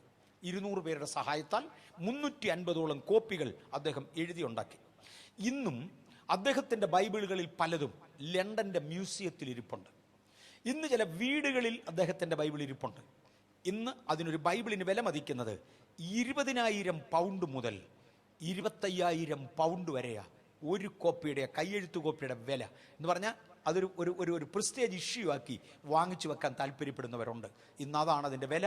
ആ വിലയ്ക്ക് ഇന്നും കിട്ടാനുണ്ടെന്നാണ് അറിയപ്പെടുന്നത്. എന്ന് പറഞ്ഞാൽ എൻ്റെ ഒരെണ്ണമുണ്ട്, കാശിന് അത്യാവശ്യം വരുമ്പം പറമ്പ് വിൽക്കുന്ന പോലെ ഇത് വിൽക്കുക. ഇത് ഭയങ്കര തുകയാണ്. അത് വിൽക്കുക, അടുത്തവൻ കൊണ്ട് വെക്കുക, അവന് വേണ്ടിയപ്പോൾ അവൻ വിൽക്കുക. അങ്ങനെ ഇന്നും അതിൻ്റെ ചില കോപ്പികൾ സെയിലിലുണ്ടെന്നാണ് അറിയപ്പെടുന്നത്. രണ്ടായാലും അവരതവിടെ കൊണ്ടുവച്ചിരുന്നു. ഇവരെ ആരംഭത്തിങ്കിൽ കത്തോലിക്ക സഭയുടെ വൈരികൾ എന്ന് വിളിച്ചു. അവരെ ചർച്ചിൽ നിന്നും ഡിസ്മിസ് ചെയ്തു, അവരെ സഭയിൽ നിന്നും പുറത്താക്കി. അതുകൊണ്ട് അവർ ഒതുങ്ങുന്നില്ലെന്ന് കണ്ടതോടെ സാത്താൻ്റെ ഉപദേഷ്ടാക്കന്മാർ എന്നവരെ വിളിച്ചു. 3 ലൊല്ലാഡ്സ്, സമയം കൊല്ലികൾ എന്നവരെ വിളിക്കുകയും മിക്കവരെയും പിടിച്ച് ജയിലുകളിൽ അടയ്ക്കുകയും ചെയ്തു. ജോൺ വൈക്ലിഫിനെ കൊല്ലുവാൻ ലണ്ടൻ്റെ കർദിനാൾ തീരുമാനിച്ചു. അദ്ദേഹത്തെ ചുട്ടുകൊല്ലുവാനാണ് കർദിനാൾ തീരുമാനിച്ചത്. കർദിനാൾ ബലാത്കാരേണ തൻ്റെ കൈകാലുകൾ കെട്ടി തൻ്റെ പുരോഹിത വസ്ത്രം അഴിച്ചു മാറ്റി തൻ്റെ തലയിൽ ഒരു കറുത്ത തൊപ്പി വെച്ച് ചെകുത്താൻ്റെ ദാസൻ എന്ന തൊപ്പിയിൽ എഴുതി വെച്ച് തന്നെ പബ്ലിക് റോഡേ കൂടെ നടത്തി. തന്നെ ചുട്ടുകൊല്ലുന്നതിന് മുന്നമേ റോമിൽ നിന്നും പോപ്പ് ഇദ്ദേഹത്തെ റോമിലേക്ക് വിടുവാനും പോപ്പ് തന്നെ വിസ്തരിച്ച ശേഷം തന്നെ അശുദ്ധനെന്ന് വിധിച്ച് തൻ്റെ തനിക്ക് തീ വെക്കുവാൻ കൽപ്പിച്ചു കൊള്ളാമെന്നും പറഞ്ഞ് അദ്ദേഹത്തെ പടയാളികളുടെ കയ്യിൽ ഏൽപ്പിച്ച് ലണ്ടനിൽ നിന്ന് റോമിലേക്ക് അയച്ചു. പോകുന്ന വഴിയിൽ ഏതോ ഒരു രോഗം ബാധിച്ച്, ജ്വരം ബാധിച്ച്, ടൈഫോയിഡ് ബാധിച്ച് അദ്ദേഹം വഴിയിൽ വെച്ച് മരിക്കുകയും വഴിയിറമ്പിൽ തന്നെ അടക്കുകയും ചെയ്തു. അവിടെ കൊണ്ട് ആദ്യത്തെ പ്രഭാത നക്ഷത്രത്തിൻ്റെ നവീകരണത്തിൻ്റെ പ്രഭാത നക്ഷത്രത്തിൻ്റെ ചരിത്രം തൽക്കാലത്തേക്ക് തീർന്നു.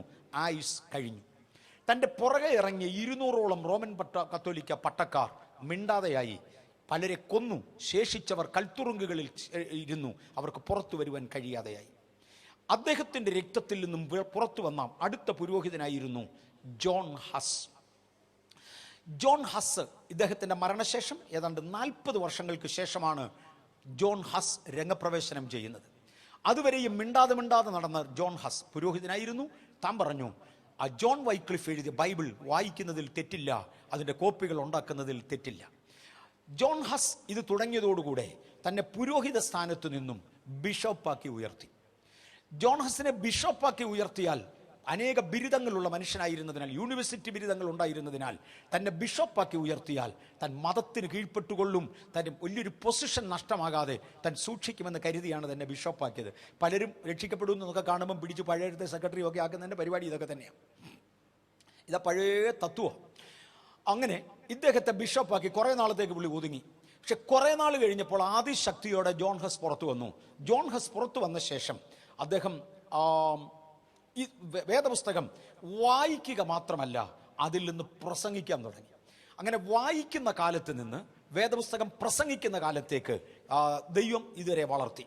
വിശ്വാസത്താൽ രക്ഷ, വിശ്വാസത്താൽ നീതീകരണം, യേശുവിൻ്റെ രക്തത്തിൽ മാത്രം പാപമോചനം, ഇവ താൻ പ്രസ്താവിക്കുവാൻ തുടങ്ങി. റോമൻ കത്തോലിക്ക സഭ അന്ന് ആകെപ്പാടെ അതിനു മുമ്പേ അറിയപ്പെടുന്ന സഭ അതേ ഉള്ളൂ. അവര് പാപമോചന ചീട്ടുകൾ വരെ വിറ്റ്, എന്ന് പറഞ്ഞാൽ എൻ്റെ പാപങ്ങൾ മോചിക്കേണ്ടതിന് വേണ്ടി ഞാൻ ഒരു അച്ഛനെടുക്ക ചെന്ന് പറയുക, അച്ഛൻ എനിക്കൊരു ഫീസ് ഇടും, ആ ഫീസ് ഒടുക്കിയാൽ ഒരു ചീട്ട് എഴുതി തരും, ഇവൻ്റെ പാപം മോചിച്ചിരിക്കുന്നു. അത് എഴുതി വാങ്ങിയ കാലം. ഞാൻ മരിക്കുന്ന സമയം എൻ്റെ നാക്കിൻ്റെ അടിയിൽ പാപമോചന ചീട്ടിട്ട് എന്നെ കുഴിച്ചിട്ടാൽ നിത്യതയിൽ എന്നെ നരകത്തിൽ വിടാതെ ദൂതന്മാരെന്നെ സ്വർഗത്തിൽ കൊണ്ടുപോകുമെന്ന് പഠിപ്പിച്ചിരുന്ന കാലം. പോപ്പിൻ്റെ പ്രശസ്തിക്ക് വേണ്ടി പത്രോസിൻ്റെ സിംഹാസനം എന്നറിയപ്പെടുന്ന റോമിലെ കത്തീഡ്രൽ പള്ളിയുടെ പണിക്ക് വേണ്ടി ഇങ്ങനെ അനേക മാർഗങ്ങളിൽ പണം സമ്പാദിക്കുന്ന കാലം. ഇതിന് വിരോധമായിട്ടാണ് ജോൺ ഹസ് എഴുന്നേറ്റത്. ജോൺ ഹസ് വിശ്വാസത്താലാണ് നീതീകരണമെന്ന് പ്രസംഗിച്ചു. യേശുവിൻ്റെ രക്തത്തിൽ മാത്രമേ പാപമോചനമുള്ളൂ എന്ന് പറഞ്ഞു. രക്ഷയെക്കുറിച്ച് താൻ പരസ്യമായി പറഞ്ഞു. താനാണ് മൊറോവിയൻ മതങ്ങൾ എന്നറിയപ്പെടുന്ന ഒരു ഗ്രൂപ്പ് ഓഫ് ചർച്ചസ് ഫോം ചെയ്തത്.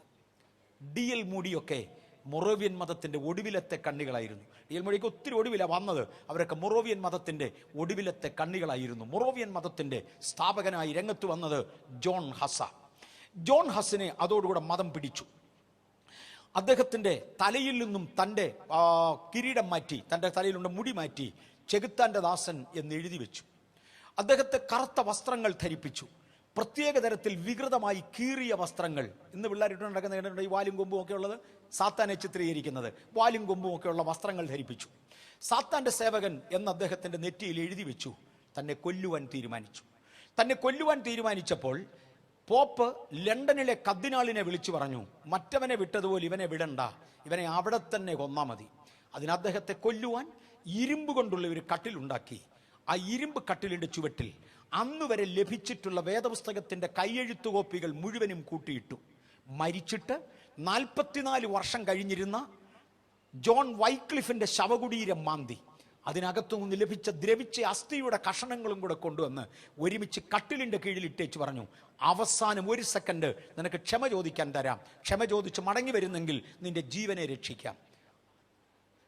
തൻ്റെ മരണം കാണുവാൻ ലണ്ടന്റെ പ്രധാന മൈതാനത്തിന്റെ വട്ടത്തിൽ നിന്നായി ആളുകൾ അടുത്തുകൂടുകയും 10,000 ആ ചുറ്റും വന്ന് നിൽക്കുമ്പോൾ ജോൺ ഹസ് വിളിച്ചു പറഞ്ഞ പദങ്ങളാണ് കഴിഞ്ഞ ദിവസം ഞാൻ ഓർമ്മിപ്പിച്ചത്. ഹേ നാമധേയ മതമേ, ഇത് കോഴി കൂകുന്ന യാമമാണ്. യാമത്തിന് പേരിട്ടത് അദ്ദേഹമാണ്. ഇത് കോഴി കൂകുന്ന യാമമാണ്. ഞാൻ യേശുവിന് വേണ്ടി കൂകുന്ന ഒരു പൂങ്കോഴിയാണ്. പാതിരാക്കോഴി കൂകുക. ഞാൻ യേശുവിന് വേണ്ടി കൂകുന്ന ഒരു പൂങ്കോഴിയാണ്. നിനക്ക് ഇന്ന് എന്നെ ചുട്ടുകരിക്കാം, എന്നാൽ നവീകരണത്തിൻ്റെ ഒരു വൻ കഴുകൻ. ഐ എം എ ചിക്കൻ, ഞാനൊരു കോഴിക്കുഞ്ഞ. ഞാൻ യേശുവിന് വേണ്ടി കൂകി, ഞാനിവിടെ പൊരിയാൻ പോവുക, കോഴിയെ പൊരിക്കുന്നത് പോലെ എന്നെ പൊരിക്കാൻ പോവുകയാ. എന്നാൽ നവീകരണത്തിൻ്റെ ഒരു വൻ കഴുകൻ ഈ ലണ്ടൻ പട്ടണത്തിൻ്റെ മുകളിലൂടെ ചിറകുകൾ വിടർത്തി പറക്കും. അതിൻ്റെ തൂവലുകളിൽ ഒന്ന് പറിക്കുവാൻ നാമധേയ മതമേ നിന്നെക്കൊണ്ട് കഴിയാതെ പോകും. ഇത് കേട്ട് അരികെ നിന്നിരുന്നവർ ബിഷപ്പിൻ്റെ തലയ്ക്ക് വലിയ തടി കൊണ്ട് അടിക്കുകയും അദ്ദേഹം അബോധാവസ്ഥയിലാകുകയും തുടർന്ന് തന്നെ തീയിലിട്ട് പൊരിക്കുകയും ചെയ്തു. തൻ്റെ കട്ടിലിൻ്റെ അടിയിൽ തീയിട്ടു. തന്നെ തീയുടെ വേദന അറിയാതെയാണ് മരിച്ചത്. കാര്യം തലയ്ക്കടി കൊണ്ട് താൻ മയങ്ങിപ്പോയി. അതിനുശേഷം വേദനയപ്പെട്ടോ ഇല്ലയോ അറിഞ്ഞുകൂടാ, മയങ്ങിയ ശേഷമാണ് താൻ മരിച്ചത്. തന്നെ തീയിലിട്ട് പൊരിച്ചു കൊന്നു. ജോൺ ഹസിൻ്റെ രക്തത്തിൽ നിന്നും വെളിയിൽ വന്നവരാണ് റിഡ്ലിയും ലാറ്റിമോറും എന്ന 2 ബിഷോപ്പന്മാർ. റിഡ്ലിയും ലാറ്റിമോറും ഒറ്റ അപ്പനും അമ്മയ്ക്കും ജനിച്ച 2 മക്കളായിരുന്നവർ. റിഡ്ലിയും ലാറ്റിമോറും തിരുവചനം പ്രസംഗിക്കാൻ തുടങ്ങി. അവർ ചെറുതായിട്ട് പാട്ടും കൂടെ പാടാൻ തുടങ്ങി. പാട്ടിന് അനുവദിക്കപ്പെട്ട ഒരു ട്യൂണുണ്ട്, പള്ളികളിൽ പാടുന്ന ഒരു ട്യൂൺ. ആ ട്യൂണിൻ്റെ വെളിയിപ്പാനൊക്കത്തില്ല. അതേ ട്യൂണിലാണ് അവരും പാട്ട് എഴുതിയത്. പക്ഷെ സാധാരണയുള്ള പാട്ടുകളിൽ നിന്നും വ്യത്യസ്തമായി രക്ഷയെക്കുറിച്ചും മാനസാന്തരത്തെക്കുറിച്ചും അറിയിക്കുന്ന പാട്ടുകൾ പഴയ ട്യൂണുകളിൽ തന്നെ എഴുതി റിഡ്ലിയും ലാറ്റിമോറും പാട്ട് തുടങ്ങി. കുർബാനയ്ക്ക് ഒരിടത്തൂടെ ചൊല്ലി നടക്കുമ്പോൾ മറുവശത്തോട് ഇവരിത് പാടാനും കൂടെ തുടങ്ങി. അവരും വിശ്വാസത്താൽ നീതീകരണം, രക്ഷ എന്ന വിഷയങ്ങളെക്കുറിച്ച് പറയുകയും തിരുവചനം പ്രചരിപ്പിക്കുവാൻ ജനത്തെ സഹായിക്കുകയും ചെയ്തു. 2 ബിഷപ്പന്മാരുടെയും വസ്ത്രം മാറി, കറുത്ത വസ്ത്രങ്ങൾ ഇടിയിപ്പിച്ചു. സാത്താൻ്റെ സേവകന്മാരെന്ന് എഴുതിയ കറുത്ത തൊപ്പി ഇരുവരെയും ഇടിയിപ്പിച്ചു. ഈ തൊപ്പി ഇട്ടുകൊണ്ട് ജനത്തിൻ്റെ ഇടയിലൂടെ നടത്തുമ്പോൾ അവർ വിളിച്ചു പറഞ്ഞു, ഞങ്ങൾക്ക് വേണ്ടി മുൾക്കിരീടം ധരിച്ച യേശുവിന് വേണ്ടി ഞങ്ങൾ ഈ തൊപ്പി ഇടട്ടെ, ഇത് ഞങ്ങൾക്ക് ലഭിച്ച ഒരു ആനുകൂല്യമാണ്. എൻ്റെ ദൈവമേ, എന്നെ എങ്ങനെ നാട്ടുകാർ പരസ്യമായിട്ട് ഇടോ ഉപദേശി എന്ന് വിളിച്ച് എന്തോ നാണക്കേടാണെന്നറിയാമോ? ഞാൻ പറയുന്നത് നമ്മുടെയൊക്കെ കഷ്ടത എന്നൊക്കെ പറയുന്നത് എൻ്റെ മാനദണ്ഡം ചിന്തിക്കാൻ വേണ്ടി ഞാൻ പറയുക, വേറൊന്നുമല്ല. ഇവരെ ജനസമൂഹത്തിന് അവരിതുവരെയും ബിഷപ്പന്മാരായിരുന്നു. ഞാൻ വലുതാന്നൊക്കെ പലയിടത്തും എനിക്ക് തോന്നാറുണ്ടെങ്കിലും ഞാൻ അങ്ങനെയൊന്നും അല്ല. നെവർ നെവർ ഒന്നുമില്ല. ഞാനിവിടെ കണ്ട എന്നെ റെഡ് കാർപ്പറ്റ് ഇട്ടുണ്ടോ എന്നെ കയറ്റാൻ? ആർക്കായിരുന്നു?